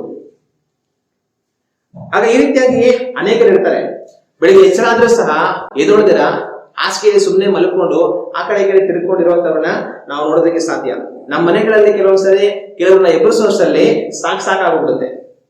ಈ ಕಡೆಯಿಂದ ಎಬ್ಬರಿಸಿದ್ರೆ ಆ ಕಡೆ ಹೋಗಿ ಮಲ್ಕೊಂತಾರೆ, ಆ ಕಡೆಯಿಂದ ಎಬ್ಬರಿಸಿದ್ರೆ ಈ ಕಡೆ ಬಂದು ಮಲ್ಕೊಂತಾರೆ. ಅವ್ರನ್ನ ಎಬ್ಬರಿಸೋದೇ ಒಂದು ದೊಡ್ಡ ಕೆಲಸ ಆಗ್ಬಿಡುತ್ತೆ. ಆದ್ರೆ ಇಂಥವ್ರಲ್ಲಿ ಇಂಥವ್ರೆಲ್ಲ ಯಾರು ಅಂತಂದ್ರೆ ಸೋಂಬೇರಿಗಳು. ನಾವು ಬೆಳಗ್ಗೆ ಎಚ್ಚರವಾಗಿದ ತಕ್ಷಣ ದೇವರೇ ಸ್ತೋತ್ರ ಅಂತ ಬೆಳಗ್ಗೆನೆ ಎದ್ದು ನಾವು ದೇವರನ್ನ ಹುಡುಕಿ ನಮ್ಮ ಕರ್ತವ್ಯಗಳನ್ನ ನಾವು ಮಾಡುವಂತವர்களಾಗಿರಬೇಕು. ಆದ್ರೆ ಬಾಗಿಲು ಆ ತಿರುಮನೆಯಲ್ಲಿ ಸಿಗಾಕೊಂಡು ಆ ಕಡೆ ಈ ಕಡೆ ಹೊರಲಾಡೋ ತರ ನಾವು ಹಾಸಿಗೆ ಮೇಲೆ ಹೊರಲಾಡುವಂತವர்களಾಗಿ ಇರಬಾರದು. ಅದ್ರ ವಿಷಯದಲ್ಲಿ ನಾವು ಗಮನವಾಗಿರಬೇಕು. ಮತ್ತೆ ಇನ್ನೊಂದು ಕೆಲವರು ಏನ್ ಮಾಡ್ತಾರೆ ಅಂತಂದ್ರೆ ಬೆಳಿಗ್ಗೆ ಆಗಿದ ತಕ್ಷಣ ಕಣ್ಬಿಟ್ಟಿದ ತಕ್ಷಣ ಸ್ವಲ್ಪ ಹೊತ್ತು ಕುರುಡರಾಗ್ಬಿಟ್ಟಿರ್ತಾರೆ. ಕುರುಡ ತರ ಹುಡುಕ್ತಾ ಇರ್ತಾರೆ. ಏನ್ ಹುಡುಕ್ತಾ ಇರ್ತಾರೆ ಅಂದ್ರೆ ಮೊಬೈಲ್ ಹುಡುಕ್ತಾ ಇರ್ತಾರೆ. ರಾತ್ರಿ ಮಲಗಿರುವಾಗ ಹಾಸಿಗೆಯಲ್ಲಿ ಮೊಬೈಲ್ ನೋಡ್ಕೊಂಡು ಹಂಗೆ ಮಲ್ಕೊಂಡಿರ್ತಾರೆ. ಆ ಮೊಬೈಲು ತಲೆಗೆ ಕಡೆ ಬಿದ್ದಿದೆಯೋ ಕಾಲ ಹತ್ರ ಬಿದ್ದಿದೆಯೋ ಎಲ್ಲಿದೆಯೋ ಗೊತ್ತಿರೋದಿಲ್ಲ. ನಿದ್ದೆ ಮಾಡ್ಬಿಟ್ಟು ಹಂಗೆ ಏನ್ ಮಾಡ್ತಾರೆ, ಬೆಳಿಗ್ಗೆ ಎಚ್ಚರಾಗಿದ ತಕ್ಷಣ ಕಣ್ಣು ಬಿಡೋಕ್ ಮುಂಚೆನೆ ಇವರಿಗೆ ಮೊಬೈಲ್ ಬೇಕು. ಕಣ್ಣು ಮುಚ್ಕೊಂಡು ಕಣ್ಣಲ್ಲೇ ಹೆಂಗೆ ಹೆಂಗೆ ಆ ಕಡೆ ಈ ಕಡೆ ಎಲ್ಲ ಹುಡುಕ್ತಾ ಇರ್ತಾರೆ. ಹುಡುಕಿ ಆಮೇಲೆ ಮೊಬೈಲ್ ಸಿಕ್ಬಿಟ್ರೆ ಎತ್ಕೊಂಡು ಆಮೇಲೆ ಆನ್ ಮಾಡೋ ಆಮೇಲೆ ಕಣ್ಬಿಡೋದು. ಆಗ ಮೊಬೈಲ್ ಎತ್ಕೊಂಡಿದ ತಕ್ಷಣ ಕಣ್ಬಿಟ್ಟಿದ ತಕ್ಷಣ ಮೊಬೈಲ್ ಅಲ್ಲಿ ಏನ್ ಮೆಸೇಜ್ ಬಂದಿದೆ, ಯಾರು ನಮ್ಗೆ ಮೆಸೇಜ್ ಕಳಿಸಿದ್ದಾರೆ, ವಾಟ್ಸಪ್ ಅಲ್ಲಿ ಏನ್ ಬಂದಿದೆ, ಇನ್ಸ್ಟಾಗ್ರಾಮ್ ಅಲ್ಲಿ ಏನ್ ಬಂದಿದೆ, ಮತ್ತೆ ಯೂಟ್ಯೂಬ್ ಅಲ್ಲಿ ಏನ್ ಬಂದಿದೆ, ಆ ಕಡೆ ಇನ್ನೊಂದು ಯಾವ್ದೋ ಒಂದು ಆಪ್ ಅಲ್ಲಿ ಏನ್ ಬಂದಿದೆ ಅದನ್ನೆಲ್ಲ ನೋಡೋದು, ಅದಕ್ಕೆಲ್ಲ ಉತ್ತರ ಕೊಡೋದು, ಲೈಕ್ ಕೊಡೋದು, ಕಾಮೆಂಟ್ ಮಾಡೋದು, ಅದನ್ನ ಶೇರ್ ಮಾಡೋದು, ಅವ್ರು ಗುಡ್ ಮಾರ್ನಿಂಗ್ ಇವ್ರು ಗುಡ್ ಮಾರ್ನಿಂಗ್, ಆ ಮೆಸೇಜ್ ಈ ಮೆಸೇಜ್ ಎಲ್ಲ ಕಳಿಸೋದು, ಯೂಟ್ಯೂಬ್ ಅಲ್ಲಿ ಒಂದಷ್ಟು ಶಾರ್ಟ್ಸ್ ನೋಡೋದು, ಒಂದಷ್ಟು ವಿಡಿಯೋ ನೋಡೋದು, ಈ ಕಡೆ ಇನ್ಸ್ಟಾಗ್ರಾಮ್ ಬಂದು ಇನ್ಸ್ಟಾಗ್ರಾಮ್ ಅಲ್ಲಿ ಒಂದಷ್ಟು ರೀಲ್ಸ್ ನೋಡೋದು, ಅದು ಇದೆಲ್ಲ ಮಾಡ್ಕೊಂಡು ಎಚ್ಚರಾಗಿ 2 ಗಂಟೆ 3 ಗಂಟೆ ಆಗಿದ್ರು ಹಾಸಿಗೆ ಮೇಲೆ ಇರ್ತಾರೆ. ಮೊಬೈಲ್ ನೋಡ್ಕೊಂಡು ಹಾಸಿಗೆ ಮೇಲೆ ಇರ್ತಾರೆ. ಆಮೇಲೆ ಮಲಗಿರೋ ಜಾಗಕ್ಕೆ ಹಂಗೆ ಕಾಫಿ ತಗೊಂಡ್ಬಿಡಮ್ಮ, ಟೀ ತಗೊಂಡ್ಬಿಡಮ್ಮ ಇಲ್ಲಿ ಅಂತ ಅಲ್ಲಿಗೆ ತರಿಸ್ಕೊಂಡು ಮಲಗಿರೋ ಜಾಗದಲ್ಲೇ ಮೊಬೈಲ್ ನೋಡ್ಕೊಂಡು ಹಂಗೆ ಟೀ ಕುಡ್ಕೊಂಡು ಅಲ್ಲೇ ಮೊಬೈಲ್ ನೋಡ್ಕೊಂಡು ಸಮಯ ಕಳ್ಕೊಂಡು ಕೊನೆಗೆ ಇನ್ನೇನು ನಾಷ್ಟ ಮಾಡ್ಬೇಕು 9:30 10 ಗಂಟೆ ಆಯ್ತು ಅನ್ನೋವಾಗ ಅಯ್ಯಪ್ಪ ಸಾಕಾಯ್ತು ಅಂತ ಎದ್ದು ಹಾಸಿಗೆಯಿಂದ ಇಳಿದು ಅಲ್ಲುಚ್ಚಿ ನಾಷ್ಟ ಮಾಡಕ್ಕೆ ಅಂತ ಬರ್ತಾರೆ. ಬಿಟ್ರೆ ಇನ್ನು ಕೆಲವರಂತೂ ಅಲ್ಲೇ ಅಲ್ಲುಚ್ಚಿರ ಹಾಸಿಗೆ ಮೇಲೆ ಅಲ್ಲೇ ಬೆಡ್ ಅಲ್ಲಿ ಬ್ರೇಕ್ಫಾಸ್ಟ್ ಅಂತ ಮೊಬೈಲ್ ನೋಡ್ಕೊಂಡು ಅಲ್ಲೇ ಬ್ರೇಕ್ಫಾಸ್ಟ್ ಮಾಡ್ಬಿಡ್ತಾರೆ. ಆಮೇಲೆ ಎದ್ದು ಅಲ್ಲುಚ್ಚಿಗಳನ್ನ ಬಿಡುವಂತ ಅಂದ್ಬಿಟ್ಟು ಅವಾಗ ಇದೆಲ್ಲ ಯಾರ ಲಕ್ಷಣ ಅಂತಂದ್ರೆ ಇದೆಲ್ಲ ಸೋಂಬೇರಿಗಳ ಲಕ್ಷಣ. ದೇವರಿಗೆ ಈ ರೀತಿಯಾಗಿ ಬದುಕಬೇಕಂತ ನಮಗೆ ಕಲಿಸ್ಕೊಟ್ಟಿಲ್ಲ. ಬೆಸ್ಟ್ ಎಷ್ಟೊತ್ತಾದ್ರೂ ಎದ್ದು ಮೊಬೈಲ್ ನೋಡ್ಕೊಂಡು ಹಾಸಿಗೆ ಮೇಲೆ ಸಮಯ ಕಳ್ಕೊಂಡು ಜೀವನ ಮಾಡುವಂತವர்களಾಗಿ ನಾವು ಇರಬಾರದು. ಆಗ ಈ ರೀತಿಯಾಗಿ ನಡೆಯುವಂತವಗಳನ್ನ ನಾವು ನೋಡ್ತೀವಿ. ಇಂಥವರೆಲ್ಲ ಯಾರು ಅಂತಂದ್ರೆ ಆಗ್ಲೇ ನಾವು ನೋಡಿಲ್ಲ ವಾಕ್ಯದಲ್ಲಿ ಬಾಗಿಲು ತಿರುಗುಣಿಯಲ್ಲಿ ತಿರುಗುತ್ತಾ ಇರುವ ಹಾಗೆ ಸೋಂಬೇರಿ ಹಾಸಿಗೆಯಲ್ಲಿ ತಿರುಗುತ್ತಾ ಇರುವನಂತ. ಅದು ಎಬ್ಬಿಸೋದೇ ಕಷ್ಟ ಹಾಸಿಗೆಯಿಂದ. ಕಣ್ಬಿಟ್ರು ಕೂಡ ಹಾಸಿಗೆ ಮೇಲೆ ಮಲಗಿರ್ತಾರೆ ಮೊಬೈಲ್ ಇಟ್ಕೊಂಡು. ಆದ್ರೆ ಇಂಥ ಒಂದು ನಡವಳಿಕೆ ಉಳ್ಳವர்களಾಗಿ ನಾನು ನೀವು ಇರಬಾರ್ದು. ಇಂಥವ್ರುಗಳಾಗಿ ನಾವಿದ್ರೆ ಸೋಂಬೇರಿಗಳಂತ ದೇವರ ವಾಕ್ಯ ನಮ್ಮನ್ನ ನೋಡುತ್ತೆ. ನಾವು ಯಾವ ರೀತಿ ಇದ್ದೀವಿ ಅನ್ನೋದನ್ನ ಒಂದು ಕ್ಷಣ ನಾವು ಯೋಚನೆ ಮಾಡಿ ನೋಡ್ಬೇಕು. ಇನ್ನು ನಾವು ದೇವರ ವಾಕ್ಯವನ್ನು ಓದುವಾಗ ನಾವು ಇದಕ್ಕೆ ಮುಂಚೆ ಓದಿದಂತ ವಾಕ್ಯವನ್ನು ಮತ್ತೆ ಗಮನಿಸಿ ನೋಡಿದರೆ ಜ್ಞಾನೋಕ್ತಿಗಳ ಪುಸ್ತಕ 6ನೇ ಅಧ್ಯಾಯ 9ನೇ ವಾಕ್ಯವನ್ನು 10ನೇ ವಾಕ್ಯವನ್ನು ನಾವು ಓದಿ ನೋಡೋಣ. ಸೋಮಾರಿಯೇ, ಎಷ್ಟು ಹೊತ್ತು ನಿದ್ರೆಯಿಂದ ಯಾವಾಗ ಎಚ್ಚರಗೊಳ್ಳುವಿ ಅಂತ ದೇವರ ವಾಕ್ಯ ಹೇಳಿ ಮುಂದುವರಿಸಿ ಏನ್ ಹೇಳುತ್ತೆ, ಇನ್ನೂ ಸ್ವಲ್ಪ ನಿದ್ದೆ, ಇನ್ನೂ ತುಸು ತೂಕಡಿಕೆ, ಇನ್ನೂ ಕೊಂಚ ನಿದ್ದೆಗಾಗಿ ಕೈ ಮುದುರಿಕೊಳ್ಳುವೆ ಅಂದುಕೊಳ್ಳುವೆಯಾ. ಇಲ್ಲಿ ಮೊದಲು ವಾಕ್ಯ ಏನ್ ಹೇಳ್ತಂದ್ರೆ ಎಷ್ಟೊತ್ತಾದ್ರೂ ಎದೊಳೋದಿಲ್ಲ, ಎಷ್ಟೊತ್ತಾದ್ರೂ ನಿದ್ದೆ ಮಾಡೋದು, ಎಷ್ಟೊತ್ತಾದ್ರೂ ಎದೊಳೋದಿಲ್ಲ. ಆದ್ರೆ ಆಮೇಲೆ ಹೆಂಗೋ ಕಷ್ಟಪಟ್ಟು ಎದುರ ಟೈಮ್ ಆಯ್ತು, ಬೆಳಿಗ್ಗೆ ಆಯ್ತು, ಎಷ್ಟೊತ್ತು ಮಗ ನಿನ್ನ ಹಂಗೆ ಅಂತ ಗಲಾಟೆ ಮಾಡಿ ಎಬ್ಬಿಸಿದ ಮೇಲೂ ಕೂಡ, ಎಬ್ಬಿಸಿ ಪಕ್ಕದಲ್ಲಿ ಕುಂಡಿಸಿದ ಮೇಲೂ ಕೂಡ ಅಲ್ಲೂ ಏನೋ ಇನ್ನೂ ಸ್ವಲ್ಪ ನಿದ್ದೆ. ಎದ್ದು ಕುಂಡಿಸ್ ಮೇಲೆ ಕೂಡ ಅಲ್ಲಿ ಪಕ್ಕದಲ್ಲಿ ಗೋಡೆ ಬರ್ಕೊಂಡು ಅಲ್ಲಿ ಹಂಗೆ ಸ್ವಲ್ಪ ನಿದ್ದೆ ಮಾಡೋದು. ಆಮೇಲೆ ಇನ್ನೂ ತುಸು ಕಡೆಗೆ ಎಬ್ಬಿಸಿದ್ರು ಕೂಡ ಹಂಗೇ ಮಲ್ಕೊಂಡು ಹಂಗೇ ತುಗುರಿಸಿ ಅಲ್ಲೇ ಬಿದ್ದೋಗತನ ಆಗೋದು. ಮತ್ತೆ ಆಮೇಲೆ ಈ ಕಡೆ ಎಬ್ಬಿಸಿ ಈ ಕಡೆ ಕುಂಡಿಸಿ ಅಲ್ಲಿ ಬೆಡ್ಶೀಟ್ ಎತ್ತಾ ಇದ್ರೆ ಆ ಬೆಡ್ಶೀಟ್ ಎಲ್ಲ ಎತ್ತಿ ಹಿಂಗ್ ತಿರುವಷ್ಟರಲ್ಲಿ ಈ ಕಡೆ ಮಲ್ಕೊಂಡಿರ್ತಾನೆ. ಇವಾಗ ಬೆಡ್ಶೀಟ್ ಇಲ್ಲ, ಮೊದಲು ಚಳಿಗೆ ಬೆಡ್ಶೀಟ್ ಎತ್ಕೊಂಡು ಬೆಡ್ಶೀಟ್ ಮಲಗಿರ್ತಾರೆ, ಬೆಡ್ಶೀಟ್ ತೆಗೆದ್ಬಿಟ್ಟಿರ್ತೀವಿ. ಇವಾಗ ಏನ್ ಮಾಡ್ತಾನೆ ಅಂತಂದ್ರೆ ಕೈಯೆಲ್ಲ ಮುದ್ರಕೊಂಡು ಹಂಗೆ ಬಿಸಿ ಮಾಡ್ಕೊಂಡು ಹಂಗೆ ಮಲ್ಬಿಡೋದು. ಅದನ್ನೇ ವಾಕ್ಯ ಹೇಳ್ತಾ ಇರೋದು, ಇನ್ನೂ ಕೊಂಚ ನಿದ್ದೆಗಾಗಿ ಕೈ ಮುದ್ರಿಕೊಳ್ಳುವೆ ಅಂದುಕೊಳ್ಳುವೆಯಾ? ಟೈಮ್ ಆಯ್ತು ಎದುರು ಅಂತ ಬೆಡ್ಶೀಟ್ ಎಲ್ಲ ಕಿತ್ಕೊಂಡೋದ್ರು ಕೂಡ ನಿನ್ ಕೈ ಮುದ್ರಕೊಂಡು ನನ್ನೇ ಬೆಡ್ಶೀಟ್ ಮಾಡ್ಕೊಂಡು ಮಲ್ಕೊಳ್ತೀನಿ ಅಂತ ಮತ್ತೆ ಮಲ್ಕೊಂತಾ ಇದೀಯಾ ಅಂತ ದೇವ್ರ ವಾಕ್ಯ ಹೇಳುತ್ತೆ. ಹಂಗಂದ್ರೆ ಹಂಗೋಗಿ ಹಿಂಗೋಗಿ ಏನಂತಂದ್ರೆ ನಿದ್ದೆ ಮಾಡ್ಬೇಕು, ಚೆನ್ನಾಗಿ ನಿದ್ದೆ ಮಾಡ್ಬೇಕು, ಇದರೊಳಗೆ ಮನಸ್ಸೇ ಇಲ್ಲ. ಅರೆ ಇಂಥ ನಡವಳಿಕೆ ಒಳ್ಳೆಯವ್ರನ್ನ ದೇವ್ರ ವಾಕ್ಯ ಹೇಳುತ್ತೆ ಸೋಂಬೇರಿ ಅಂತ ದೇವ್ರ ವಾಕ್ಯ ಹೇಳುತ್ತೆ. ಆದ್ರೆ ಇಷ್ಟೆಲ್ಲ ದೇವ್ರ ವಾಕ್ಯ ಯಾಕೆ ಹೇಳ್ತಾ ಇದೆ? ಈ ರೀತಿ ಎಲ್ಲ ನಡೆಯೋದ್ರಿಂದ ಏನ್ ಸಂಭವಿಸುತ್ತೆ ಅಂತಂದ್ರೆ 11ನೇ ವಾಕ್ಯವನ್ನು ನಾವು ಓದಿ ನೋಡುವಾಗ ವಾಕ್ಯದಲ್ಲಿ ಈ ರೀತಿಯಾಗಿದೆ, ಬಡತನವು ದಾರಿ ಗಳ್ಳನ ಹಾಗೂ ಕೊರತೆಯು ಪಂಜು ಗಳ್ಳನಂತೆಯೂ ನಿನ್ನ ಮೇಲೆ ಬೀಳುವುದು. ನಿದ್ರೆ ನಿದ್ರೆ ನಿದ್ರೆ ನಿದ್ರೆ ನಿದ್ರೆ ನಿದ್ರೆ ಅಂತ ಬರುತ್ತಾ ಇದೆಯಾ? ಇದರಿಂದ ಏನಾಗುತ್ತೆ ಗೊತ್ತಾ ನಿನಗೆ? ಬಡತನವು ದಾರಿ ಗಳ್ಳನ ಹಾಗೆ, ಕೊರತೆಯು ಪಂಜು ಗಳ್ಳನಂತೆ ನಿನ್ನ ಮೇಲೆ ಬೀಳುತ್ತೆ. ನೀನಿದ್ರ ನಿದ್ರಾಸಕ್ತನಾಗಿ ಸೋಂಬೇರಿಯಾಗಿ ಮಲ್ಕೊಂಡೆ ಹಾಸಿಗೆಯಿಂದ ಎದೊಳ್ತೀರ, ಅಲ್ಲೇ ಬಡಿಸಿದ್ರು ಇಲ್ಲಿ ಮಲ್ಕೊಂಡು, ಇಲ್ಲೇ ಬಡಿಸಿದ್ರು ಅಲ್ಲಿ ಮಲ್ಕೊಂಡು ಹಿಂಗೆ ಸಮಯ ಕಳೆದ್ರಿಂದ ನಿನ್ನ ಜೀವನ ಏನಾಗುತ್ತೆ ಅಂತಂದ್ರೆ ಬಡತನ ನಿನ್ನ ಮೇಲೆ ಬೀಳುತ್ತೆ. ಕೊರತೆ ಪಂಚುಗಳ್ಳನ ಹಾಗೆ ನಿನ್ನ ಮೇಲೆ ಬೀಳುತ್ತೆ. ಪಂಚುಗಳ್ಳ ಅಂತಂದ್ರೆ ಆಯುಧ ಇರುವಂತ ಕಳ್ಳ, ದಾನಿಗಳ್ಳ ಅಂದ್ರೆ ಆಯುಧ ಇರುವಂತ ಸಾಧಾರಣವಾದ ಕಳ್ಳ. ಅವನ್ ಬಂದು ಕೈಯಲ್ಲಿ ಹೊಡೆದು ಏನಾದ್ರು ಕಿತ್ಕೊಂಡು ಹೋಗ್ತಾನೆ. ಪಂಚುಗಳ್ಳ ಅಂತಂದ್ರೆ ಆಯುಧ ಉಳ್ಳಂತ ಕಳ್ಳ. ಪಂಚು ಅಂದ್ರೆ ಆಯುಧ ಉಳ್ಳಂತ ಕಳ್ಳ ಬಂದು ನಿನ್ನನ್ನು ಹೊಡೆದು ಗಾಯಪಡಿಸಿ ನಿನ್ನ ಕಿತ್ಕೊಂಡು ಹೋಗ್ತಾನೆ. ಅದೇ ರೀತಿಯಾಗಿ ಬಡತನ ಬಂದು ನಿನ್ನ ಕಿತ್ತು ತಿನ್ನುತ್ತೆ, ಕೊರತೆಗಳು ಬಂದು ನಿನ್ನನ್ನು ಕಿತ್ತು ತಿನ್ನುತ್ತೆ. ಸೋಂಬೇರಿಯಾಗಿ ನಿದ್ರಾಸಕ್ತನಾಗಿ ಮಲಗಿ ಜಾಗದಲ್ಲಿ ಮಲಗಿ ತಿಂದು ಬದುಕಬೇಡ. ಇರುವೆಗಳ ನೋಡು, ಆಹಾರ ಸೇರಿಸಬೇಕಾದ ಸಮಯದಲ್ಲಿ ಇರುವೆಗಳು ಓಡಿ ಆಹಾರವನ್ನು ತರುತ್ತೆ. ಆದ್ರೆ ನೀನ್ ಕೆಲಸ ಮಾಡ್ಬೇಕಾದ್ರೆ ಟೈಮಲ್ಲಿ ಕೆಲಸ ಮಾಡ್ತೀರಾ, ನಿನಗ್ ಬೇಕಾದ್ರೆ ಆಹಾರ ಸಂಪಾದಿಸಬೇಕಾದ ಟೈಮಲ್ಲಿ ಸಂಪಾದಿಸ್ತೀರಾ. ಸೋಂಬೇರಿ ಬದುಕಿ ಕೊನೆಗೆ ಕೊರತೆ ಉಳ್ಳವನಾಗಿ ಹೋಗ್ತೀಯಾ, ಬಡವನಾಗಿ ಹೋಗ್ತೀಯಾ. ಸೀಮೆನಾರು ನೋಡಿ ಬುದ್ಧಿ ಕಲಿತುಕೋ ಅಂತ ದೇವ್ರ ವಾಕ್ಯ ಸೋಂಬೇರಿಗಳನ್ನ ಬೈಯೋದನ್ನ ನಾವು ಕಾಣ್ತೇವೆ. ಆಗ ದೇವ್ರ ವಾಕ್ಯ ಅಂತ ಹೇಳುವಂತ ಮಾತಿನ ತಾತ್ಪರ್ಯ ಏನಂತಂದ್ರೆ, ನಾವು ಕೆಲಸ ಮಾಡ್ಬೇಕಾದ್ರೆ ಟೈಮಲ್ಲಿ ಕೆಲಸ ಮಾಡಬೇಕು. ಸೋಂಬೇರಿಗಳಾಗಿ ನಿದ್ರೆಯನ್ನ ಆಶಿಸಿ ಕೆಲಸ ಕಾರ್ಯಗಳು ಮಾಡಿದಿರ, ಮಲ್ಕೊಂಡು ನಿದ್ದೆ ಮಾಡಿಕೊಂಡು ಸಮಯವನ್ನು ಕಳ್ಕೊಂಡು ನಾವಿದ್ರೆ ಬಡತನಕ್ಕೆ ನಾವು ಈಡಾಗ್ತೀವಿ, ಕೊರತೆಗಳಿಗೆ ನಾವು ಒಳಗಾಗಬೇಕಾದ ಪರಿಸ್ಥಿತಿ ಬರುತ್ತೆ ಅಂತ ದೇವರ ವಾಕ್ಯ ನಮ್ಮನ್ನು ಎಚ್ಚರಿಸುವಂತದನ್ನ ನಾವು ಕಾಣ್ತೇವೆ. ನಾವು ದೇವರ ವಾಕ್ಯವನ್ನು ಗಮನಿಸಿ ನೋಡುವಾಗ ಜ್ಞಾನೋಕ್ತಿಗಳ ಪುಸ್ತಕ 24ನೇ ಅಧ್ಯಾಯ ವಾಕ್ಯಗಳು 30ರಿಂದ 34ವರೆಗೆ ನಾವು ಓದಿ ನೋಡಿದರೆ ಈ ವಾಕ್ಯಗಳಲ್ಲಿ ಈ ರೀತಿಯಾಗಿದೆ. ಸೋಮಾರಿಯ ಹೊಲದ ಮೇಲೆಯೂ ಬುದ್ಧಿಹೀನನ ತೋಟದ ಮೇಲೆಯೂ ಹಾದು ಹೋದೆನು. ಇಲ್ಲಿ ಒಂದು ಮನುಷ್ಯ ಏನ್ ಮಾಡ್ತಾ ಇದ್ದಾನೆ, ಒಂದು ಹೊಲದ ಮೇಲೆ ಹಾದು ಹೋಗ್ತಾ ಇದ್ದಾನೆ, ಒಂದು ತೋಟದ ಹತ್ರ ಅವನು ಹಾದು ಹೋಗ್ತಾ ಇದ್ದಾನೆ. ಆದ್ರೆ ಆ ಹೊಲ ಆ ತೋಟ ಎಂತದ್ದು? ಆ ಹೊಲ ಆ ತೋಟ ಸೋಂಬೇರಿದು, ಬುದ್ಧಿ ಇಲ್ಲದೆ ಇರುವಂತವನು. 31ನೇ ವಾಕ್ಯದಲ್ಲಿ ಅಲ್ಲಿ ಏನಾಗಿದೆ ಅಂತ ವಿವರಿಸ್ತಾನೆ. ಆಹಾ, ಮುಳ್ಳು ಗಿಡಗಳು ಅದರಲ್ಲಿ ಹರಡಿಕೊಂಡಿದ್ದವು, ಕಳೆಗಳು ಅದನ್ನ ಮುಚ್ಚಿದ್ದವು, ಅದರ ಕಲ್ಲಿನ ಗೋಡೆಯು ಹಾಳಾಗಿತ್ತು. ನಾನು ಸೋಂಬೇರಿಯ ಹೊಲದ ಹತ್ರ ನಡೆದು ಹೋಗ್ತಾ ಇದ್ದೆ, ಬುದ್ಧಿ ಇಲ್ಲದಿರುವಂತ ಅವನ ತೋಟದ ಹತ್ರ ನಾನು ನಡೆದು ಹೋಗ್ತಾ ಇದ್ದೆ. ಆಗ ಏನಾಗಿತ್ತು, ಅಲ್ಲಿ ಮುಳ್ಳು ಗಿಡಗಳು ಹರಡಿಕೊಂಡಿದ್ದವು. ಹೊಲದಲ್ಲಿ ತೋಟದಲ್ಲಿ ಏನಿರಬೇಕು? ಒಳ್ಳೆ ಪೈರು, ಗಿಡಗಳು, ಮರಗಳು, ಒಳ್ಳೆ ಬೆಳೆ, ತರಕಾರಿ, ಹಣ್ಣುಗಳು ಬೆಳೆದಿರಬೇಕು. ಆದ್ರೆ ಇವನ ಹೊಲದಲ್ಲಿ ತೋಟದಲ್ಲಿ ಏನ್ ಬೆಳೆದಿದೆ? ಅಲ್ಲಿ ಮುಳ್ಳು ಗಿಡಗಳು ಹರಡಿಕೊಂಡಿವೆ. ಕಳೆಗಳು ಅಂದ್ರೆ ವ್ಯರ್ಥವಾಗಿರುವಂತಹ ಗಿಡಗಳು, ಅವುಗಳು ಅದನ್ನೆಲ್ಲ ಮುಚ್ಚಿಬಿಟ್ಟಿದೆ. ಅಲ್ಲಿ ಕಲ್ಲಿನ ಗೋಡೆ ಇದೆ, ಆ ಕಲ್ಲಿನ ಗೋಡೆ ಎಲ್ಲ ಹಾಳಾಗಿದೆ. ಹಂಗಾದ್ರೆ ಅರ್ಥ ಏನು? ಈ ಸೋಂಬೇರಿ ಬರೀ ನಿದ್ದೆ ನಿದ್ದೆ ನಿದ್ದೆ ನಿದ್ದೆ ಅನ್ಕೊಂಡು ನಿದ್ದೆನೇ ಬದುಕಿ ಅವ್ನು ಮಾಡಬೇಕಾದ ಕೆಲಸವನ್ನ ಮಾಡಿಲ್ಲ. ಅವ್ನು ಹೊಲಕ್ಕೆ ಬಂದು ಹೊಲವನ್ನು ಉತ್ತಿ ಬಿತ್ತಿ ಬೆಳೆಯನ್ನು ಬೆಳೆದು ತೋಟಕ್ಕೆ ಹೋಗಿ ಗಿಡಗಳನ್ನ ಬೆಳೆಸಿ ಮರಗಳನ್ನ ಬೆಳೆಸಿ ತರಕಾರಿಗಳನ್ನ ತಂದು ಹಣ್ಣುಗಳನ್ನ ತಂದು ಯಾವ ಕೆಲಸ ಮಾಡಿಲ್ಲ. ಅಲ್ಲಿ ಮುಳ್ಳು ಗಿಡಗಳು ಕಳೆಗಳು ಬೆಳೆದು ಎಲ್ಲ ಹಾಳಾಗೋಗಿದೆ.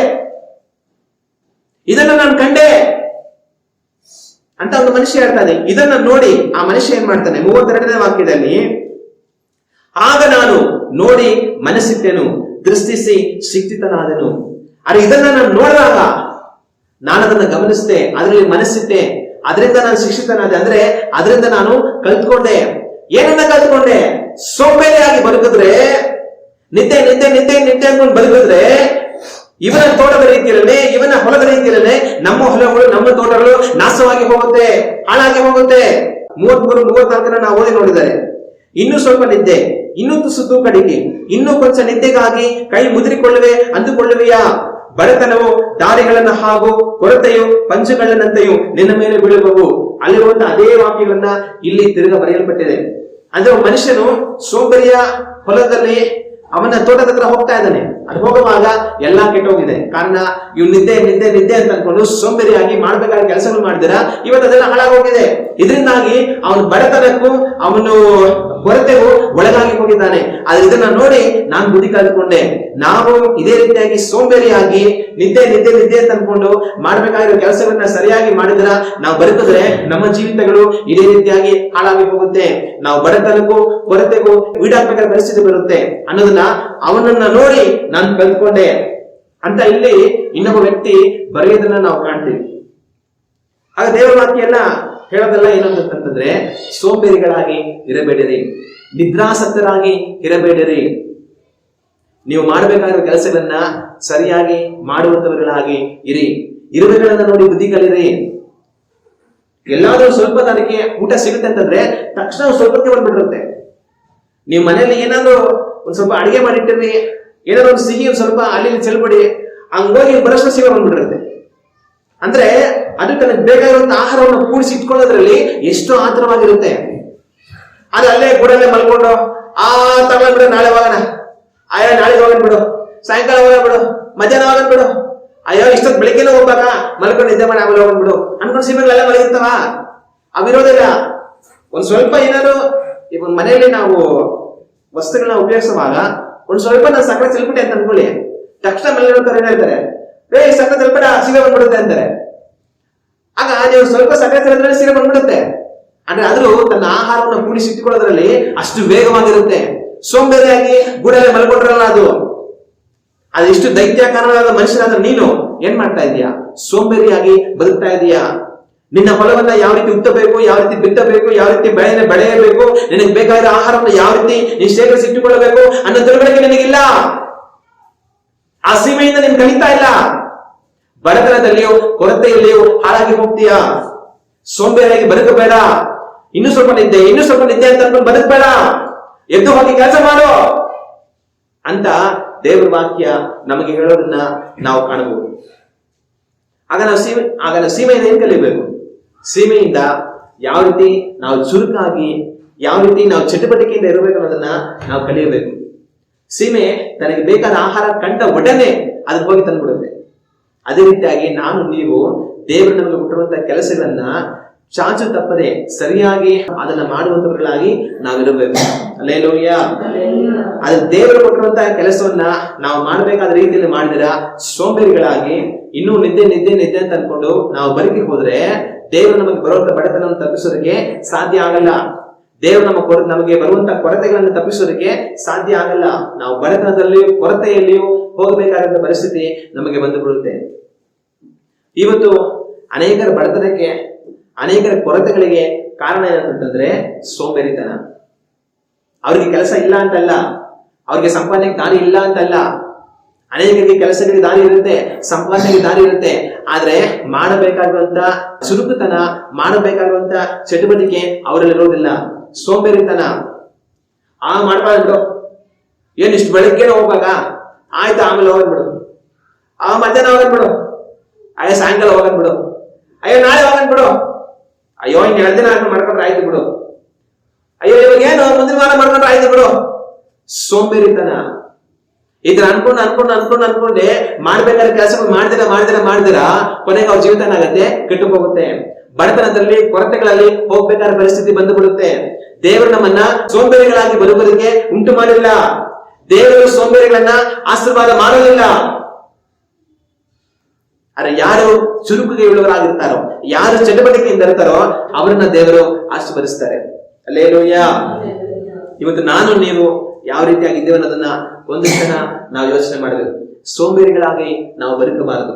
ಕರ್ತನಲ್ಲಿ ಚುರುಕುಳ್ಳವರಾಗಿ, ಚಟುವಟಿಕೆಯಿಂದ ಕುಳಿತವர்களಾಗಿ ನಾನು ನೀವು ಇರಬೇಕು. ಹಲ್ಲೆಲೂಯಾ. ನಮ್ಮ ಬಗ್ಗೆ ಒಂದು ಕ್ಷಣ ನಾವು ಯೋಚನೆ ಮಾಡಿ ನೋಡೋಣ. ಯೇಸು ಕ್ರಿಸ್ತನು ಹೇಳಿದಂತ ಮಾತು, ನನ್ನ ತಂದೆ ಇದುವರೆಗೂ ಅವ್ರ ಕೆಲಸವನ್ನು ಮಾಡ್ತಾರೆ, ನಾನು ಕೆಲಸವನ್ನು ಮಾಡ್ತೀನಿ ಅಂತ. ನಾವೇನ್ ಹೇಳ್ಬೇಕು? ತಂದೆ ಇವರಿವರೆಗೂ ಕೆಲಸ ಮಾಡ್ತಾ ಇದ್ದಾರೆ, ಯೇಸು ಕ್ರಿಸ್ತನು ಕೆಲಸ ಮಾಡ್ತಾ ಇದ್ದಾರೆ, ನಾನು ಕೆಲಸ ಮಾಡ್ತೀನಿ ಅಂದ್ರೆ ನಾವು ಮಾಡುವಂತರಾಗಿರ್ಬೇಕು. ತಂದೆ ಕಾರ್ಯವನ್ನು ಇವರೆಗೂ ಮಾಡ್ತಾರೆ, ಯೇಸು ಕ್ರಿಸ್ತನು ಇವರೆಗೂ ಕಾರ್ಯ ಮಾಡ್ತಾರೆ, ನಾನು ಮಾತ್ರ ಸೋಂಬೇರಿಯಾಗಿ ಬರುತ್ತಾ ಇದ್ರೆ ಸರಿ ಹೋಗುತ್ತಾ? ಅದು ಸರಿ ಹೋಗೋದಿಲ್ಲ. ಅದರಿಂದ ನಾವು ಸೋಂಬೇರಿಗಳಾಗಿ ಬದುಕದ ಹಾಗೆ ನಮ್ಮನ್ನು ನಾವು ಗಮನವಾಗಿ ನೋಡಿಕೊಳ್ಳಬೇಕು. ಈ ದಿವಸ ನಾನು ನೀವು ಯಾವ ರೀತಿ ಆಗಿದ್ದೀವಿ ಅನ್ನೋದನ್ನ ಒಂದು ಕ್ಷಣ ಯೋಚನೆ ಮಾಡೋಣ. ಸೋಂಬೇರಿತನದಲ್ಲಿ 2 ತರ ಸೋಂಬೇರಿತನ ಇದೆ. ಒಂದು ಆತ್ಮೀಯ ಸೋಂಬೇರಿತನ, ಇನ್ನೊಂದು ಶಾರೀರಿಕವಾದ ಸೋಂಬೇರಿತನ. ಆತ್ಮೀಯ ಸೋಂಬೇರಿತನ ಯಾವುದು ಅಂತಂದ್ರೆ ಕರ್ತನನ್ನ ಹುಡುಕಲಿಕ್ಕೆ ಇರುವಂತಹ ಸೋಂಬೇರಿತನ. ಬೆಳಿಗ್ಗೆ ಎದ್ದು ದೇವರನ್ನು ನೋಡಿ ನಾವು ಪ್ರಾರ್ಥನೆ ಮಾಡಬೇಕು. ಯೇಸು ಕ್ರಿಸ್ತನು ಏನ್ ಮಾಡಿದ್ರು? ಅವ್ರು ಮುಂಜಾನೆ ಇನ್ನು ಕತ್ತಲಿರುವಾಗಲೇ ಎದ್ದು ಹೋಗಿ ಅಡವಿಗಳಲ್ಲಿ ತಂದೆಯನ್ನು ನೋಡಿ ಪ್ರಾರ್ಥನೆ ಮಾಡ್ತಾರೆ. ಆಗ ನಾನು ನೀವೇನ್ ಮಾಡಬೇಕು? ಮುಂಜಾನೆ ಎದ್ದು ಕರ್ತನನ್ನ ನೋಡಿ ಪ್ರಾರ್ಥನೆ ಮಾಡಬೇಕು. ಆಗ ಅನೇಕರಲ್ಲಿ ಆತ್ಮೀಯ ಸೋಂಬೇರಿತನ. ಅವರು ಪ್ರಾರ್ಥನೆ ಮಾಡೋದಕ್ಕೋಸ್ಕರ ಬೆಳಿಗ್ಗೆ ಹೊತ್ತು ಹೇಳೋದಿಲ್ಲ. ಸರಿ, ಎಷ್ಟೋ ಗಂಟೆಗೆ ಎದ್ರು ಕೂಡ ಪ್ರಾರ್ಥನೆ ಮಾಡೋಣ ಅಂತ ಅನ್ಕೊಂಡ್ರೆ ಆಮೇಲೆ ಪ್ರಾರ್ಥನೆ ಮಾಡ್ಕೊಳ್ಳೋದು, ಮಧ್ಯಾಹ್ನ ಪ್ರಾರ್ಥನೆ ಮಾಡ್ಕೊಳ್ಳೋದು, ಸಾಯಂಕಾಲ ಪ್ರಾರ್ಥನೆ ಮಾಡ್ಕೊಳ್ಳೋಣ, ರಾತ್ರಿ ಪ್ರಾರ್ಥನೆ ಮಾಡ್ಕೊಳ್ಳೋಣ, ಇಲ್ಲ ನಾಳೆ ಬೆಳಿಗ್ಗೆ ಎದ್ದು ಪ್ರೇ ಮಾಡ್ಕೊಳ್ಳೋಣ. ಆಗ ಪ್ರಾರ್ಥನೆ ಮುಂದೆ ಹಾಕೊಂಡು ಹೋಗ್ತಾನೆ ಇರ್ತಾರೆ. ಆದ್ರೆ ಊಟವನ್ನು ಮಾಡೋದನ್ನ ನಾಷ್ಟ ಯಾಕೆ ಮಾಡ್ಬೇಕು? ಮಧ್ಯಾಹ್ನ ತಿನ್ಕೊಳ್ಳೋಣ. ಅಯ್ಯೋ ಮಧ್ಯಾಹ್ನಕ್ಕೆ ಯಾಕೆ ತಿನ್ಕೋಬೇಕು? ಸಾಯಂಕಾಲ ತಿನ್ಕೊಳ್ಳೋಣ. ಅಯ್ಯೋ ಸಾಯಂಕಾಲಕ್ಕೆ ಯಾಕೆ, ನಾಳೆ ಬೆಳಿಗ್ಗೆ ತಿನ್ಕೊಳ್ಳೋದು ಬಿಡು ಅಂತ ಊಟ ಮುಂದೆ ಹಾಕ್ತಾರ. ಅಯ್ಯೋ ಹೊಟ್ಟೆ ಹಸಿತಾ ಇದೆ, ಬಂದು ತಗೊಂಡ್ಬಂದು ಹೊಟ್ಟೆ ಎಲ್ಲ ಎಷ್ಟು ಸಂತ ಆಗ್ತಾ ಇದೆ ಅಂತ ಅಂದ್ಬಿಟ್ಟು ದೊಡ್ಡ ಗಲಾಟೆ ಮಾಡ್ತಾರೆ. ಆದ್ರೆ ಪ್ರಾರ್ಥನೆ ಮಾತ್ರ ಮುಂದೆ ಮುಂದೆ ಹಾಕೊಂಡು ಹೋಗ್ತಾ ಇರ್ತಾರೆ. ವಾಕ್ಯ ಓದೋದು ಕೂಡ ಅಷ್ಟೇ. ಆ ವಾಕ್ಯ ಓದ್ಬೇಕು, ಓದೋಣ, ಆಮೇಲೆ ಓದೋಣ, ಮಧ್ಯಾಹ್ನ ಓದೋಣ, ಸಾಯಂಕಾಲ ಓದೋಣ, ಇನ್ನೊಂದು ಟೈಮಲ್ಲಿ ಓದೋಣ ಅಂತ ವಾಕ್ಯವನ್ನು ಓದಿರ ಮುಂದೆ ಮುಂದೆ ಹಾಕೊಂಡು ಹೋಗ್ತಾ ಇರ್ತಾರೆ. ಕೆಲವರು ಸಭೆಯಾಗಿ ಕೂಡಿ ಬರೋದಕ್ಕೂ ಸೋಂಬೇರಿಗಳು. ಅಯ್ಯೋ ಈ ವಾರ ಹೋಗ್ಬೇಕಾ, ಮುಂದಿನ ವಾರ ಹೋಗನ್ ಬಿಡು, ಅಯ್ಯೋ ಅದು ಮುಂದಿನ ವಾರ ಹೋಗನ್ ಬಿಡು, ಅಯ್ಯೋ ಹೋದಾರೆಲ್ಲ ಹೋಗಿದ್ವಲ್ಲ, ಈ ತಿಂಗಳ ಎಲ್ಲಾ ವಾರ ಹೋಗ್ತಿದೆ, ಈ ಕೊನೆ ವಾರ ಈ ವಾರ ಹೋಗೋದ್ ಬೇಡ ಬಿಡು. ಆತ್ಮೀಯವಾದ ಸೋಂಬೇರಿತಾನೆ. ಸಭೆಯಾಗಿ ಕೂಡಿ ಬಂದು ದೇವರನ್ನ ಆರಾಧನೆ ಮಾಡೋದಕ್ಕೂ ಸೋಂಬೇರಿತಾನೆ. ಅವರು ಈ ರೀತಿಯಾಗಿ ಆತ್ಮೀಯ ಸೋಂಬೇರಿತನ ಇದೆ. ಕರ್ತನನ್ನು ಹುಡುಕುವುದರಲ್ಲಿ ಸೋಂಬೇರಿಗಳಾಗಿ ಪ್ರಾರ್ಥನೆ ಮಾಡ್ತೀರಾ, ದೇವ್ರ ವಾಕ್ಯವನ್ನು ಓದಿರಾ, ಸಭೆಯಾಗಿ ಕೂಡಿ ಬರ್ದಿರಾ ನಡೆಯುವಂತವರನ್ನ ನಾವು ನೋಡೋದಕ್ಕೆ ಸಾಧ್ಯ. ಆದ್ರೆ ಅಂತ ಒಂದು ಸೋಂಬೇರಿತನ ನಮ್ಮಲ್ಲಿ ಇರಬಾರದು. ನಾವು ಕರ್ತನನ್ನ ಆಸಕ್ತಿಯಿಂದ ಹುಡುಕಬೇಕು. ಹಲ್ಲೆಲೂಯಾ. ನೀವು ನನ್ನನ್ನು ಹುಡುಕುವರಿ, ಪೂರ್ಣ ಮನಸ್ಸಿನಿಂದ ಹುಡುಕುವಾಗ ನನ್ನನ್ನ ಕಂಡುಕೊಳ್ಳುವಿರಿ ಎಂಬುದಾಗಿ ಅವರು ಹೇಳಿದ್ರು. ಸೋಂಬೇರಿಗಳಾಗಿ ನಾವು ಆತನನ್ನು ಹುಡುಕಿದ್ರೆ ನಾವು ದೇವರನ್ನ ಕಂಡುಕೊಳ್ಳೋದಕ್ಕೆ ಆಗಲ್ಲ. ಪೂರ್ಣಾಸಕ್ತಿಯಿಂದ ಹುಡುಕುವಾಗ ನಾವು ಅವರನ್ನ ಕಂಡುಕೊಳ್ತೇವೆ. ಹಲ್ಲೆಲೂಯಾ. ಇವತ್ತು ನಾವು ಕರ್ತನನ್ನ ಯಾವ ರೀತಿ ಹುಡುಕ್ತಾ ಇದ್ದೇವೆ ಒಂದು ಕ್ಷಣ ಯೋಚನೆ ಮಾಡಿ ನೋಡೋಣ. ಸೋಂಬೇರಿಗಳಾಗಿ ನಾವು ಕರ್ತನನ್ನು ಹುಡುಕ್ತಾ ಇದ್ದೀವಾ? ಆಸಕ್ತಿಯಿಂದ ಕರ್ತನನ್ನು ಹುಡುಕ್ತಾ ಇದ್ದೀವಾ? ಯೋಚನೆ ಮಾಡಿ ನೋಡೋಣ. ಯೇಸು ಕ್ರಿಸ್ತನ ಬರುವಿಕೆ ಅತ್ಯಂತ ಸಮೀಪವಾಗಿದೆ. ಆತನ ಬರುವಿಕೆಯಲ್ಲಿ ಯಾರು ಒಯ್ಯಲ್ಪಡ್ತಾರೆ, ಯಾರು ಆತನನ್ನ ಆಸಕ್ತಿಯಿಂದ ಹುಡುಕ್ತಾ ಇರ್ತಾರೋ ಅವರು ಆತನ ಬರುವಿಕೆಯಲ್ಲಿ ಒಯ್ಯಲ್ಪಡ್ತಾರೆ. ಸೋಂಬೇರಿಗಳಾಗಿ ಆತನ ಹುಡುಕ್ತಾ ಇರೋರು ಕೈ ಬಿಡಲ್ಪಡಬೇಕಾದಂತ ಅಪಾಯ ಎದುರಾಗಿ ಬರೋ ಸಾಧ್ಯತೆ ಇರುತ್ತೆ. ಅದರಿಂದ ನಾವು ಸೋಂಬೇರಿಗಳಾಗಿರದೆ ಆಸಕ್ತಿನ ಕರ್ತನನ್ನು ಹುಡುಕೋಣ. ಹಲ್ಲೆಲೂಯಾ. ಎರಡನೇದಾಗಿ ಲೌಕಿಕವಾದ ಸೋಂಬೇರಿತನ. ಈ ಸೋಂಬೇರಿತನ ಯಾವುದು ಅಂತಂದ್ರೆ ಶಾರೀರಿಕವಾದ ದೇವರು ನಮಗೆ ಕೊಟ್ಟಿರುವಂತಹ ಕೆಲಸ ಕಾರ್ಯಗಳನ್ನ ಮಾಡುವುದರಲ್ಲಿ ಅವರು ತೋರಿಸುವಂತ ಸೋಂಬೇರಿತನ. ನಾವು ಲೌಕಿಕವಾದ ಕೆಲಸಗಳಲ್ಲಿ 2 ತರ ಕೆಲಸ ಮಾಡ್ತೀವಿ. ಒಂದು ಮನೆಗೆ ಸಂಬಂಧಪಟ್ಟಂತ ಕೆಲಸ, ಒಂದು ನಮ್ಮ ಜೀವನಕ್ಕೆ ಸಂಬಂಧಪಟ್ಟಂತ ಕೆಲಸ. ಮನೆಯಲ್ಲೇ ಕೆಲಸ ಇರುತ್ತೆ. ಅಮ್ಮ ಏನಾರು ಅಂಗಡಿಗೆ ಹೋಗ್ಬಾರ, ಒಂದ್ ಸ್ವಲ್ಪ ಸಾಮಾನು ತಗೊಂಬಾರ, ನಾನು ಹೋಗಲ್ಲ, ನನ್ ಕೈಲಿ ಆಗಲ್ಲ, ಅಯ್ಯೋ ನಂಗೆ ರೆಸ್ಟ್ ಬೇಕು. ಆಗ ಮನೇಲಿ ಏನೋ ಸಣ್ಣ ಪುಟ್ಟ ಕೆಲಸ ಇರುತ್ತೆ, ಅದನ್ನು ಕೂಡ ಮಾಡದವர்களಾಗಿ ಸೋಂಬೇರಿಗಳಾಗಿ ನಡೆಯುವಂತವ್ರು ಇರ್ತಾರೆ. ಆಗ ಕುಟುಂಬಕ್ಕೆ ಏನ್ ಬೇಕೋ ಆ ಕೆಲಸಗಳನ್ನ ನಾವು ಮಾಡುವಂತವர்களಾಗಿ ಇರಬೇಕು. ಅದೇ ತರ ನಾವು ಜೀವನ ನಡೆಸೋದಕ್ಕೆ ನಮಗೆ ದೇವರು ಯಾವುದೋ ಒಂದು ಕೆಲಸನ ಏರ್ಪಡಿಸಿಕೊಟ್ಟಿರ್ತಾರೆ. ಆ ಕೆಲಸವನ್ನ ನಾವು ಸೋಂಬೇರಿತನ ಇಲ್ಲದೆ ಸರಿಯಾಗಿ ಮಾಡುವಂತವர்களಾಗಿ ನಾವಿರಬೇಕು. ಹಲ್ಲೆಲೂಯಾ. ದೇವರು ನಮ್ಮೆಲ್ಲರನ್ನ ಆಶೀರ್ವಾದ ಮಾಡ್ಬೇಕು, ನಮ್ಮನ್ನ ಮೇಲೆ ತರಬೇಕಂತ ಎಲ್ಲರೂ ಅನ್ಕೊಂತಾರೆ. ದಾನಿಯೇಲನನ್ನ ದೇವರು ಆಶೀರ್ವದಿಸಿ ಮೇಲೆ ತಂದ್ರು, ನಮ್ಮನ್ನು ಆಶೀರ್ವದಿಸಿ ದೇವ್ರ ಮೇಲೆ ತರಬೇಕಂತ ಅನ್ಕೊಳ್ತಾರೆ. ಆದ್ರೆ ದಾನಿಯೇಲ ಯಾವ ತರ ಇದ್ದ? ದಾನಿಯೇಲನಲ್ಲಿ ಯಾವ ಆಲಸ್ಯ ಇರಲಿಲ್ಲ ಅಂತ ದೇವರ ವಾಕ್ಯ ಹೇಳುತ್ತೆ. ಅವನಲ್ಲಿ ಯಾವ ದೋಷ ಇರಲಿಲ್ಲ, ಅಕ್ರಮ ಇರಲಿಲ್ಲ, ಅವನಲ್ಲಿ ಯಾವುದೇ ಆಲಸ್ಯ ಇರಲಿಲ್ಲ, ಸೋಂಬೇರಿತನ ದಾನಿಯೇಲನಲ್ಲಿ ಇರಲಿಲ್ಲ. ತನ್ನ ರಾಜನಿಗೆ ದೇವರು ತನಗೆ ಏರ್ಪಡಿಸಿರುವಂತಹ ಕೆಲಸದಲ್ಲಿ ತಾನು ಚುರುಕುಳ್ಳವನಾಗಿ ಚಟುವಟಿಕೆಯಿಂದ ಕುಳಿತವನಾಗಿ ತನ್ನ ಕೆಲಸ ಕಾರ್ಯಗಳನ್ನು ನಿರ್ವಹಿಸ್ತಾ ಇದ್ದ. ಆಗ ಸೋಂಬೇರಿಗಳಾಗಿ ನಾವು ಬದುಕಿ ದೇವರೇ ಆಶೀರ್ವಾದ ಮಾಡಿ ಸ್ವಾಮಿ, ನನ್ನ ಮೇಲೆ ತಂದ್ಬಿಡು ಸ್ವಾಮಿ ಅಂತಂದ್ರೆ ಏನು ದೇವರು ಮಾಡಲ್ಲ.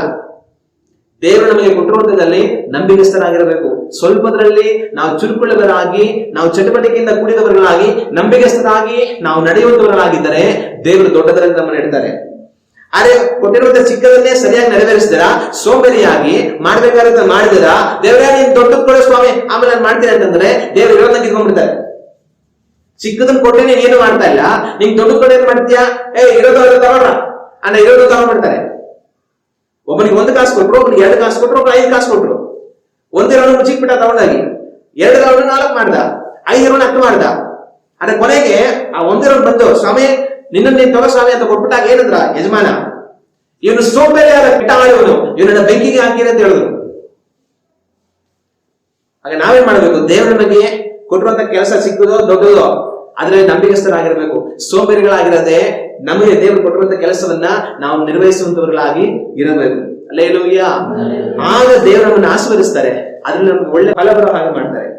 ಆದ್ರೆ ನಾವು ದೇವರೇ ಆಶೀರ್ವಾದ ಮಾಡಿಸ್ವಾಮಿ ಅಂತ ಸೋಂಬೇರಿಗಳಾಗಿ ಮಾಡ್ಬೇಕಾದ್ರೆ ಕೆಲಸ ಮಾಡಿದ್ರೆ ನಾವು ಬರುತ್ತಾ ಇದ್ರೆ ಬಡತನ ನಮಗೆ ಬಂದೇ ಬರುತ್ತೆ, ಕೊರತೆಗಳು ನಮಗೆ ಎದುರಾಗಿ ಆಗುತ್ತೆ. ದೇವರು ಸೋಂಬೇರಿಗಳನ್ನ ಆಶೀರ್ವಾದ ಮಾಡೋದಿಲ್ಲ. ಅದರಿಂದ ನಾವು ಯಾವ ರೀತಿ ಜೀವಿಸ್ತಾ ಇದ್ದೀವಿ ಅನ್ನೋದನ್ನ ಒಂದು ಕ್ಷಣ ನಾವು ಯೋಚನೆ ಮಾಡಿ ನೋಡೋಣ. ನಾವು ದೇವರ ವಾಕ್ಯವನ್ನ ಗಮನಿಸಿ ನೋಡುವಾಗ ಜ್ಞಾನೋಕ್ತಿಗಳು 20ನೇ ಅಧ್ಯಾಯ 4ನೇ ವಾಕ್ಯವನ್ನ ನಾವು ಓದಿ ನೋಡಿದರೆ ಈ ವಾಕ್ಯದಲ್ಲಿ ಈ ರೀತಿಯಾಗಿದೆ: ಮೈಗಳನ್ನು ಮಳೆಗಾಲದಲ್ಲಿ ಕೊಲಗೆಯನ್ನು ಸುಗ್ಗಿ ಕಾಲದಲ್ಲಿ ಅಪೇಕ್ಷಿಸಲು ಏನು ಸಿಕ್ಕಿತು? ಮೈಗಳನ್ನು ಅಂದ್ರೆ ಯಾರು? ಸೋಂಬೇರಿ. ಸೋಂಬೇರಿ ಏನ್ ಮಾಡೋದಿಲ್ಲ, ಮಳೆಗಾಲದಲ್ಲಿ ಹೊಲಗೆಯೋದಿಲ್ಲ. ಮಳೆಗಾಲದಲ್ಲಿ ಅವ್ರ ಹೊಲವನ್ನು ಉತ್ತಿ ಬಿತ್ತನೆ ಮಾಡಿ ಅವ್ನ ಪೈರು ಬೆಳೆಯೋದಕ್ಕೆ ಕೆಲಸ ಮಾಡೋದಿಲ್ಲ. ಮಳೆಗಾಲದಲ್ಲಿ ಚೆನ್ನಾಗಿ ಮಲ್ಕೊಂಡು ನಿದ್ದೆ ಮಾಡ್ತಾರೆ ಮನೆಯಲ್ಲಿ. ಹಿಂಗಿರುವಾಗ ಸುಗ್ಗಿ ಕಾಲದಲ್ಲಿ ಬೆಳೆ ಎಲ್ಲ ಬೆಳೆದು ಅದನ್ನೆಲ್ಲ ಕಟಾವು ಮಾಡಿ ಎಲ್ಲರೂ ಬೆಳೆ ಕೂಡಿಸ್ತಾರೆ ಸಮಯದಲ್ಲಿ ಇವನು ಅಯ್ಯೋ ನನಗೆ ಎಲ್ಲಿ ಬೆಳೆ ಅಂತಂದ್ರೆ ಏನ್ ಬರುತ್ತೆ? ಏನು ಸಿಗೋದಿಲ್ಲ. ಸೋಂಬೇರಿಯೇ ಮೊದಲ ಕೆಲಸ ಮಾಡು ಅಂತ ವಾಕ್ಯ ಹೇಳೋದನ್ನ ನಾವು ಕಾಣ್ತೀವಿ. ಇನ್ನು 10ನೇ ಅಧ್ಯಾಯ 4ನೇ ವಾಕ್ಯವನ್ನು ನಾವು ಓದಿ ನೋಡಿದರೆ ಈ ವಾಕ್ಯದಲ್ಲಿ ಈ ರೀತಿಯಾಗಿದೆ: ಜೋಲುಗೈ ದಾರಿದ್ರ್ಯ, ಚುರುಕುಗೈ ಐಶ್ವರ್ಯ. ಇಲ್ಲಿ ವಾಕ್ಯ ಹೇಳೋದೇನು? ಜೋಲುಗೈ ದಾರಿದ್ರ್ಯ. ಜೋಲುಗೈ ಅಂದ್ರೆ ಅರ್ಥ ಏನು? ಸೋಂಬೇರಿ ಕೈ ಅಂತ, ಕೆಲಸ ಮಾಡಿದ್ರೆ ಕೈ. ಆಗ ಸೋಂಬೇರಿ ಕೈ ಉಳ್ಳವನು ಅವನಿಗೇನ್ ಬರುತ್ತೆ? ದಾರಿದ್ರ್ಯ ಬರುತ್ತೆ. ಚುರುಕು ಕೈ ಉಳ್ಳವನು ಅಂದ್ರೆ ಚೆನ್ನಾಗಿ ಕೆಲಸ ಮಾಡೋನಿಗೆ ಏನ್ ಬರುತ್ತೆ? ಐಶ್ವರ್ಯ ಬರುತ್ತೆ ಅಂತ ದೇವರ ವಾಕ್ಯ ಹೇಳುತ್ತೆ. ಇನ್ನು 13ನೇ ಅಧ್ಯಾಯ 4ನೇ ವಾಕ್ಯವನ್ನ ನಾವು ಓದಿ ನೋಡೋಣ: ಸೋಮಾರಿಯ ಆಶೆಯು ವ್ಯರ್ಥ, ಉದ್ಯೋಗಿಯ ಆತ್ಮಕ್ಕೆ ಪುಷ್ಟಿ. ಇಲ್ಲಿ ವಾಕ್ಯ ಹೇಳೋದೇನು? ಸೋಮಾರಿ ಆಶೆಗೆ ಏನಾಗುತ್ತೆ? ವ್ಯರ್ಥ. ಸೋಮಾರಿ ಆಸೆ ಬರ್ತಾನೆ, ಅಯ್ಯೋ ಅದಿದ್ರೆ ಚೆನ್ನಾಗಿರೋದು, ಇದ್ದಿದ್ರೆ ಚೆನ್ನಾಗಿರೋದು ಅಂತ. ಅವನಿಗೇನು ಆಗೋದಿಲ್ಲ, ಏನು ಸಿಗೋದಿಲ್ಲ. ಆದ್ರೆ ಉದ್ಯೋಗಿಯ ಆತ್ಮಕ್ಕೆ ಪುಷ್ಟಿ ಅಂದ್ರೆ ಯಾವನು ಕಷ್ಟಪಟ್ಟು ದೇವರು ಕೊಟ್ಟಿರುವಂತ ಕೆಲಸವನ್ನು ಮಾಡ್ತಾನೋ ಅವನಿಗೇನಾಗುತ್ತೆ? ಅವನ ಆತ್ಮಕ್ಕೆ ಪುಷ್ಟಿ ಬರುತ್ತೆ. ಅಂದ್ರೆ ಅವನು ಏನ್ ಬಯಸ್ತಾನೋ ಅದನ್ನ ಹೊಂದಿಕೊಳ್ಳೋದಕ್ಕೆ ಅವನಿಗೆ ಸಾಧ್ಯ ಆಗುತ್ತೆ. ಆಗ ದೇವರ ವಾಕ್ಯ ನಮ್ಗೆ ಹೇಳೋ ಮಾತೆಲ್ಲ ಏನಂತಂದ್ರೆ, ನಾವು ಸೋಂಬೇರಿಗಳಾಗಿ ಇರಬಾರದು, ನಿದ್ರಾಸಕ್ತರಾಗಿ ಇರಬಾರದು. ನಾವು ಇರುವೆಯನ್ನು ನೋಡಿ ಬುದ್ಧಿ ಕಲಿಬೇಕು. ನಾವು ಕೆಲಸ ಮಾಡ್ಬೇಕಾದ ಟೈಮಲ್ಲಿ ಕೆಲಸ ಮಾಡಬೇಕು. ಕೆಲಸ ಮಾಡ್ಬೇಕಾದ ಟೈಮಲ್ಲಿ ಕೆಲಸ ಮಾಡ್ತೀರಾ ಸೋಂಬೇರಿಗಳಾಗಿ ನಿದ್ರಾಸಕ್ತರಾಗಿ ಸಮಯವನ್ನು ವ್ಯರ್ಥವಾಗಿ ಕಳೆದು ನಾವು ಬರೆದ್ರೆ ನಾವು ಬಡವರಾಗ್ತೀವಿ, ಕೊರತೆ ಉಳ್ಳವர்களಾಗಿ ಹೋಗ್ತೀವಿ ಅಂತ ದೇವರ ವಾಕ್ಯ ಹೇಳುತ್ತೆ. ಅದರಿಂದ ನಾವು ಇವತ್ತು ಯಾವ ರೀತಿ ಆಗಿದ್ದೇವೆ ಅನ್ನೋದನ್ನ ಒಂದು ಕ್ಷಣ ನಾವು ಯೋಚನೆ ಮಾಡಬೇಕು. ಸೋಂಬೇರಿತನಕ್ಕೆ ಅವಕಾಶ ಕೊಡದೆ ನಾವು ಕರ್ತನನ್ನ ಪೂರ್ಣಾಸಕ್ತಿಯನ್ನು ಹುಡುಕಬೇಕು. ಸೋಂಬೇರಿಗಳಾಗಿರದೆ ದೇವರು ನಮಗೆ ಕೊಟ್ಟಿರುವಂತಹ ಕೆಲಸವನ್ನ ನಾವು ಚಟುವಟಿಕೆಯಿಂದ ಮಾಡುವಂತವர்களಾಗಿ ಇರಬೇಕು. ಹಲ್ಲೆಲೂಯಾ. ಇವತ್ತು ನಾವು ಆ ರೀತಿಯಾಗಿ ಜೀವಿಸ್ತಾ ಇದ್ದೇವಾ? ಒಂದು ಕ್ಷಣ ನಮ್ಮ ಬಗ್ಗೆ ನಾವು ಯೋಚನೆ ಮಾಡಿ ನೋಡೋಣ. ಆದ್ರೆ ನಾವು ಗಮನಿಸಬೇಕಾದ ಇನ್ನೊಂದು ಮುಖ್ಯವಾದ ವಿಷಯ ಏನಂತಂದ್ರೆ, ಒಂದು ಕಡೆ ನಾವು ಸೋಂಬೇರಿಗಳಾಗಿರಬಾರದು. ದೇವರು ನಮಗೆ ಕೊಟ್ಟಿರುವಂತಹ ಕೆಲಸ ಕಾರ್ಯಗಳನ್ನ ಚೆನ್ನಾಗಿ ನಾವು ಸರಿಯಾಗಿ ನಿಭಾಯಿಸುವಂತವர்களಾಗಿ ನಡೆಸುವಂತವர்களಾಗಿರಬೇಕು. ಆದ್ರೆ ದೇವರು ನಮ್ಗೆ ಕೊಟ್ಟಿರುವಂತಹ ಕೆಲಸವನ್ನು ಚೆನ್ನಾಗಿ ಮಾಡಬೇಕು, ದುಡಿಬೇಕು, ಸೋಂಬೇರಿಗಳಾಗಿರಬಾರದು ಅಂತ ಹೇಳಿ ನಾವು ವಿಪರೀತ ಕೆಲಸವನ್ನು ಮಾಡುವಂತವர்களಾಗಿಯೂ ಸಹ ಹೋಗಿಬಿಡಬಾರದು. ಸೋಂಬೇರಿಗಳಾಗಿ ನಾವು ಇರಬಾರ್ದು. ಏನು ಮಾಡ್ತೀರಾ? ಅದೇ ಸಮಯದಲ್ಲಿ ನಾವು ಕೆಲಸ ಮಾಡಬೇಕು, ಸೋಂಬೇರಿಗಳಾಗಿರಬಾರ್ದು ಅಂತ ಅಂದ್ಕೊಂಡು ವಿಪರೀತವಾದ ಕೆಲಸವನ್ನು ಮಾಡಿಕೊಂಡು ಸಹ ನಾವು ಹೊರಟು ಹೋಗಬಾರದು. ಅಂದ್ರೆ ಕೆಲವರು ಕೆಲಸ ಮಾಡ್ತಾರೆ, ಹೆಂಗ್ ಕೆಲಸ ಮಾಡ್ತಾರೆ ಅಂತಂದ್ರೆ ದೇವರಿಗೂ ಸಹ ಸಮಯವೇ ಇಲ್ಲದ ಹಾಗೆ ಕೆಲಸ ಮಾಡ್ತಾರೆ. ಯಾವಾಗಲೂ ಕೆಲಸ ಕೆಲಸ ಕೆಲಸ ಕೆಲಸ, ಅವ್ರಿಗೆ ಎಷ್ಟಿದ್ರು ಸಹ ತೃಪ್ತಿ ಆಗೋದಿಲ್ಲ. ಅಯ್ಯ ನಮ್ಗೆ ಬೇಕಾದಷ್ಟಿದೆ, ಸರಿ ನಾವು ದೇವರನ್ನ ಆಸಕ್ತಿನ ಹುಡುಕೋಣ, ಒಂದ್ ದಿವಸ ರಜಾ ಹಾಕೋಣ ಅಂತ ಪ್ರಾರ್ಥನೆಗೋಸ್ಕರವಾಗಿ ಸಮಯವನ್ನಾಗಲಿ, ಬೇರೆ ವಾಕ್ಯವನ್ನು ಓದುವುದಕ್ಕೆ ಸಮಯವನ್ನಾಗಲಿ, ಸಭೆಯಾಗಿ ಕೂಡಿ ಬರುವುದಕ್ಕೆ ಸಮಯವನ್ನಾಗಲಿ, ಬೇರೆ ಯಾವುದೇ ದೈವಿಕವಾದ ಕಾರ್ಯವನ್ನು ಮಾಡುವುದಕ್ಕೆ ಸಮಯವನ್ನಾಗಲಿ ಒದಗಿಸಿಕೊಡೋದಿಲ್ಲ.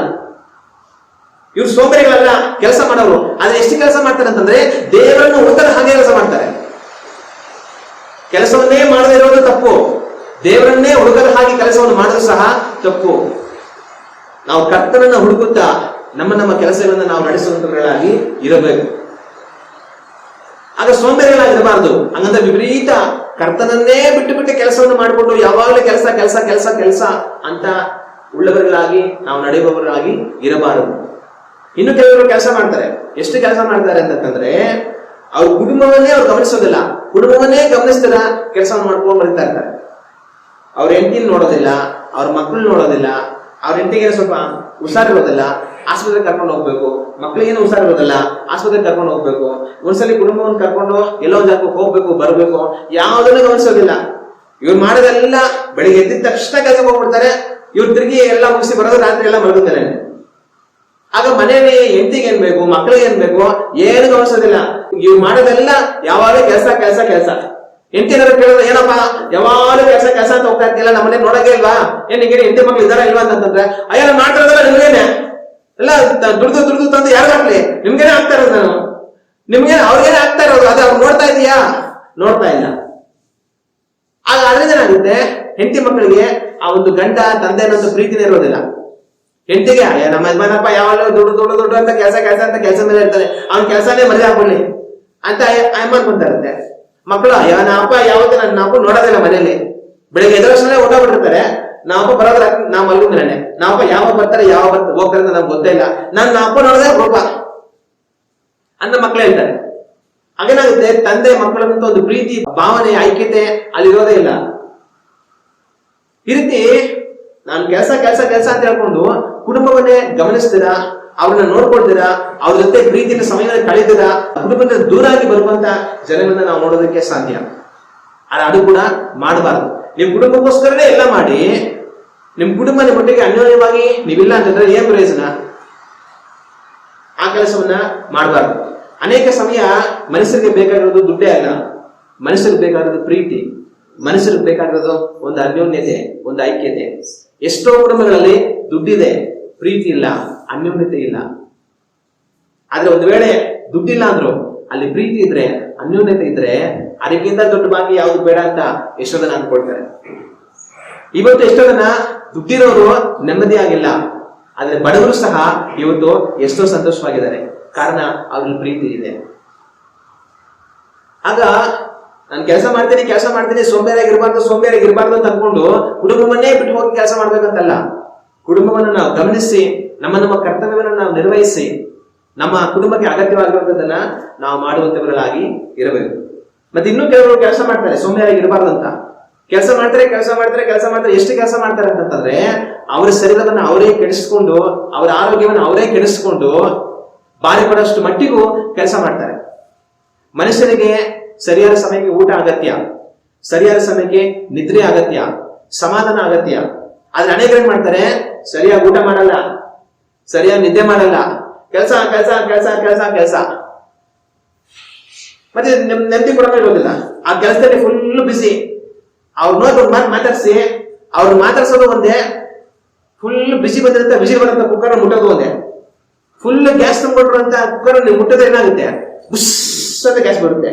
ಇವ್ರು ಹಂಗೇನೆ ಏನಪ್ಪಾ ಅಂತಂದ್ರೆ ಹಂಗೆ ಇದ್ಬಿಡ್ತಾರೆ. ನಮಗೇನ ಕೆಲಸ ಇಲ್ಲ ಅನ್ಕೊಂಡಿದ್ಯಾ, ಹೋಗೋ ಫುಲ್ ಕೆಲಸ ಇದೆ, ಹೋಗೋ. ಒಂದ್ ಫೋನ್ ಮಾಡಿದ್ರೆ ಏನ್ರಿ, ಅಯ್ಯ ಅಮ್ಮ ಕೆಲಸ ಐತೆ ಇಡೋ ಫೋನು. ಮಕ್ಕಳು ಫೋನ್ ಮಾಡಿದ್ರೆ ಅಯ್ಯ ಅಪ್ಪ ನಾನು ಬರ್ತೀನಿ, ಹಂಗೆ ಇಡಪ್ಪ ಫೋನ್, ಕೆಲಸ ಐತೆ.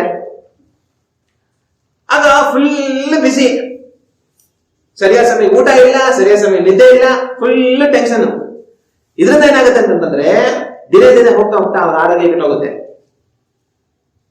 ನೀವು ಸಮಾಧಾನವಾಗಿ ಊಟ ಮಾಡಿ ನಿದ್ದೆ ಮಾಡಿ ನಿಮ್ ಜೊತೆ ಇರುವಂತ ಹೆಂಡತಿ ಮಕ್ಕಳು ಕುಟುಂಬದ ಜೊತೆ ಪ್ರೀತಿಯಾಗಿ ಸಂತೋಷವಾಗಿ ಅನ್ಯೋನ್ಯವಾಗಿ ಬದುಕಿದ್ರೆ ಎಷ್ಟೋ ರೋಗಗಳು ಬರೋದು ತಪ್ಪಿ ಹೋಗುತ್ತೆ. ಆದ್ರೆ ಎಷ್ಟೋ ರೋಗಗಳಿಗೆ ಕಾರಣ ಯಾವುದು ಅಂತಂದ್ರೆ ಪ್ರೆಷರ್, ಒತ್ತಡ. ಆ ಒತ್ತಡದಿಂದಲೇ ವಿಪರೀತ ಹಾರ್ಟ್ ಅಟ್ಯಾಕ್ ಆಗೋದು. ಗ್ಯಾಸ್ ತುಂಬಿಕೊಂಡಾಗ ಕುಕ್ಕರ್ ಏನಾಗುತ್ತೆ, ಬುಷ್ ಅಂತ ಗಾಳಿ ಬರುತ್ತೆ. ಅದೇ ತರನೇ ಇವರಲ್ಲಿ ಗ್ಯಾಸ್ ತುಂಬಿಕೊಂಡಾಗ ಬುಷ್ ಅಂತ ಹೊಟ್ಟಾಗುತ್ತೆ, ಹಾರ್ಟ್ ಅಟ್ಯಾಕ್ ಆಗಿ. ಅವಾಗ ಫುಲ್ ಟೆನ್ಷನ್ ಇಂದಾನೆ BP, ಶುಗರ್, ಹಾರ್ಟ್ ಅಟ್ಯಾಕ್, ಮತ್ತೊಂದು ಇನ್ನೊಂದು ಎಷ್ಟೋ ರೋಗಗಳಿಗೆ ಕಾರಣನೇ ಪ್ರೆಷರ್. ಆಗ ಕೆಲವರು ಎಷ್ಟು ಕೆಲಸ ಮಾಡ್ತಾರೆ ಅಂತಂದ್ರೆ ಊಟ ಹೇಳ್ದಿರಾ ನಿದ್ದೆ ಹೇಳ್ದಿರಾ ಫುಲ್ ಟೆನ್ಷನ್ ಅಲ್ಲಿ ಕೆಲಸ ಮಾಡಿ ಒಂದಷ್ಟು ಕಾಲಿಗೆ ರೋಗ ಬಂದು ದವಾಕೊಂಡ್ಬಿಡ್ತಾರೆ. ಆಗ ನಾವು ಸೋಂಬೇರಿಗಳಾಗಿರಬಾರ್ದು. ದೇವರು ಕೊಟ್ಟಿರುವಂತ ಕೆಲಸ ಕಾರ್ಯಗಳನ್ನ ನಾವು ನಡೆಸುವಂತವರಾಗಿರ್ಬೇಕು. ಹಂಗಂತ ಹೇಳಿ ವಿಪರೀತ ಚುರುಕಾಗಬಾರ್ದು. ನಾವು ಕರ್ತನನ್ನ ಹುಡುಕುತ್ತಾ, ನಮ್ಮ ಕುಟುಂಬವನ್ನು ನೋಡ್ತಾ, ನಮ್ಮ ಆರೋಗ್ಯವನ್ನು ನೋಡ್ತಾ, ನಮ್ಮ ವಿಶ್ರಾಂತಿಯನ್ನು ನೋಡ್ಕೊಳ್ತಾ ನಾವು ದೇವರು ಕೊಟ್ಟಿರುವಂತ ಕೆಲಸ ಕಾರ್ಯಗಳನ್ನು ಮಾಡುವಂತವರಾಗಿರ್ಬೇಕು.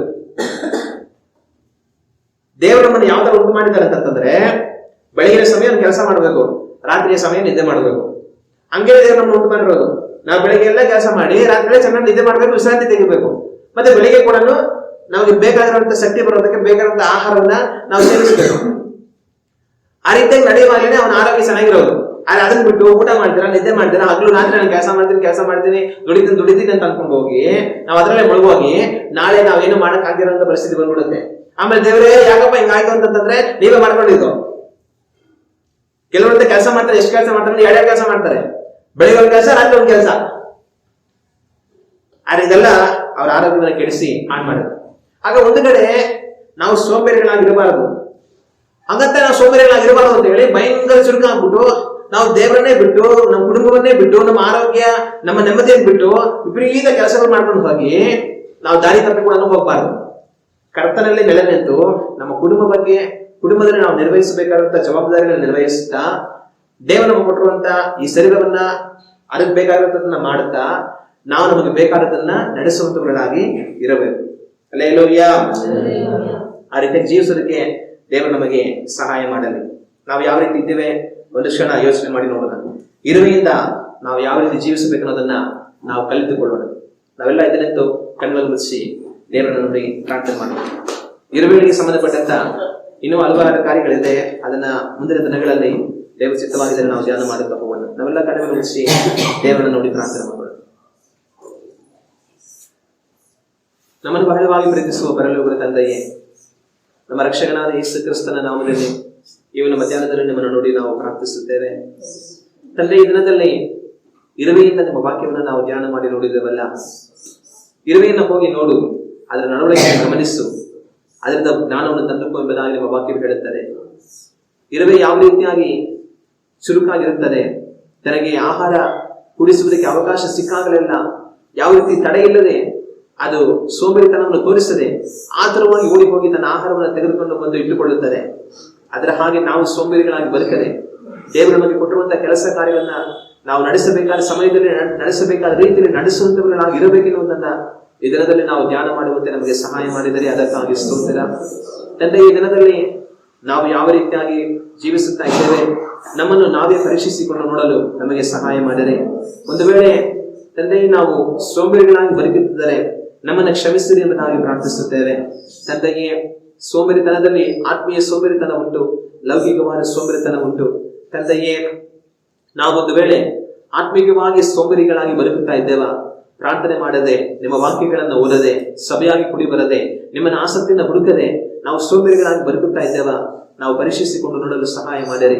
ತಂದೆ, ಆ ರೀತಿಯಾಗಿ ಬದುಕುತ್ತಿದ್ದರೆ ಈ ಪಾಪದಿಂದ, ಈ ಆತ್ಮೀಯ ಸೋಂಬೇರಿತನದ ಪಾಪದಿಂದ ನಾವು ಹೊರಬಂದು ನಿಮ್ಮನ್ನ ಆಸಕ್ತಿಯನ್ನು ಹುಡುಕುವಂತೆ ನಮಗೆ ಸಹಾಯ ಮಾಡಿರಿ.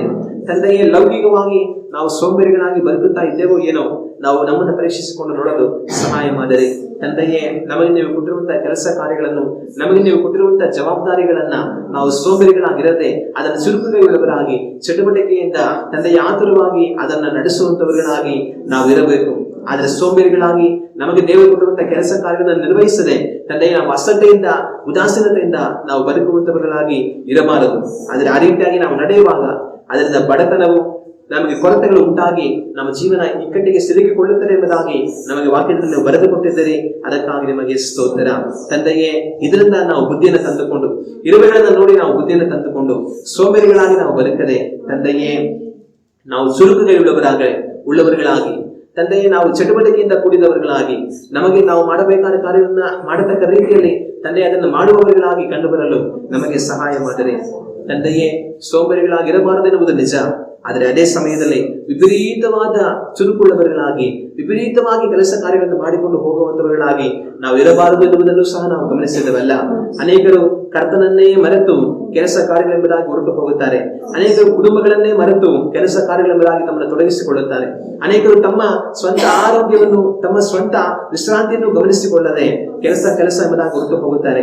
ಈ ರೀತಿಯಾಗಿ ವಿಪರೀತವಾಗಿ ಕೆಲಸ ಎಂಬುದಾಗಿ ಹೇಳಿ ಹೋಗಿ ನಮ್ಮನ್ನು ನಾವು ನಾಶನಕ್ಕೆ ಒಳಪಡಿಸಿಕೊಳ್ಳಬಾರದು ಎನ್ನುವುದನ್ನು ಸಹ ನಾವು ಗಮನಿಸಿದವಲ್ಲ ತಂದೆಯೇ. ಇತ್ತ ಕಡೆ ನಾವು ಸೋಂಬೇರಿಗಳಾಗಿಯೂ ಇರದೆ, ಅತ್ತ ಕಡೆ ವಿಪರೀತವಾಗಿ ಓಡುವಂತವರುಗಳಾಗಿಯೂ ಅಲ್ಲದೆ ಕರ್ತನಲ್ಲಿ ನೆಲೆ ನಿಂತು ನಮ್ಮ ಕುಟುಂಬದಲ್ಲಿ ತಂದೆ ನಾವು ಮಾಡಬೇಕಾದದನ್ನು ಮಾಡುತ್ತಾ, ನಮ್ಮ ಆರೋಗ್ಯವನ್ನು ತಂದೆ ನಾವು ಗಮನದಲ್ಲಿಟ್ಟುಕೊಂಡು ತಂದೆಯೇ, ನಾವು ಯಾವ ರೀತಿ ನಮ್ಮ ಕೆಲಸಗಳನ್ನ ನಡೆಸಬೇಕು ಆ ರೀತಿಯಾಗಿ ನಡೆಸುತ್ತಾ ಹೋಗುವ ಹಾಗೆ ನಮ್ಮ ಜೀವನಗಳನ್ನು ತಂದೆ ನಾವು ಸಾಗಿಸುವಂತೆ ನಮಗೆ ಸಹಾಯವನ್ನು ಮಾಡಿದೆ ಎಂಬುದಾಗಿ ಪ್ರಾರ್ಥಿಸುತ್ತೇವೆ ತಂದೆಯೇ. ನಮ್ಮ ಕೃಪೆಯು ನಮ್ಮೆಲ್ಲರ ಸಂಗಡ ಇರಲಿ.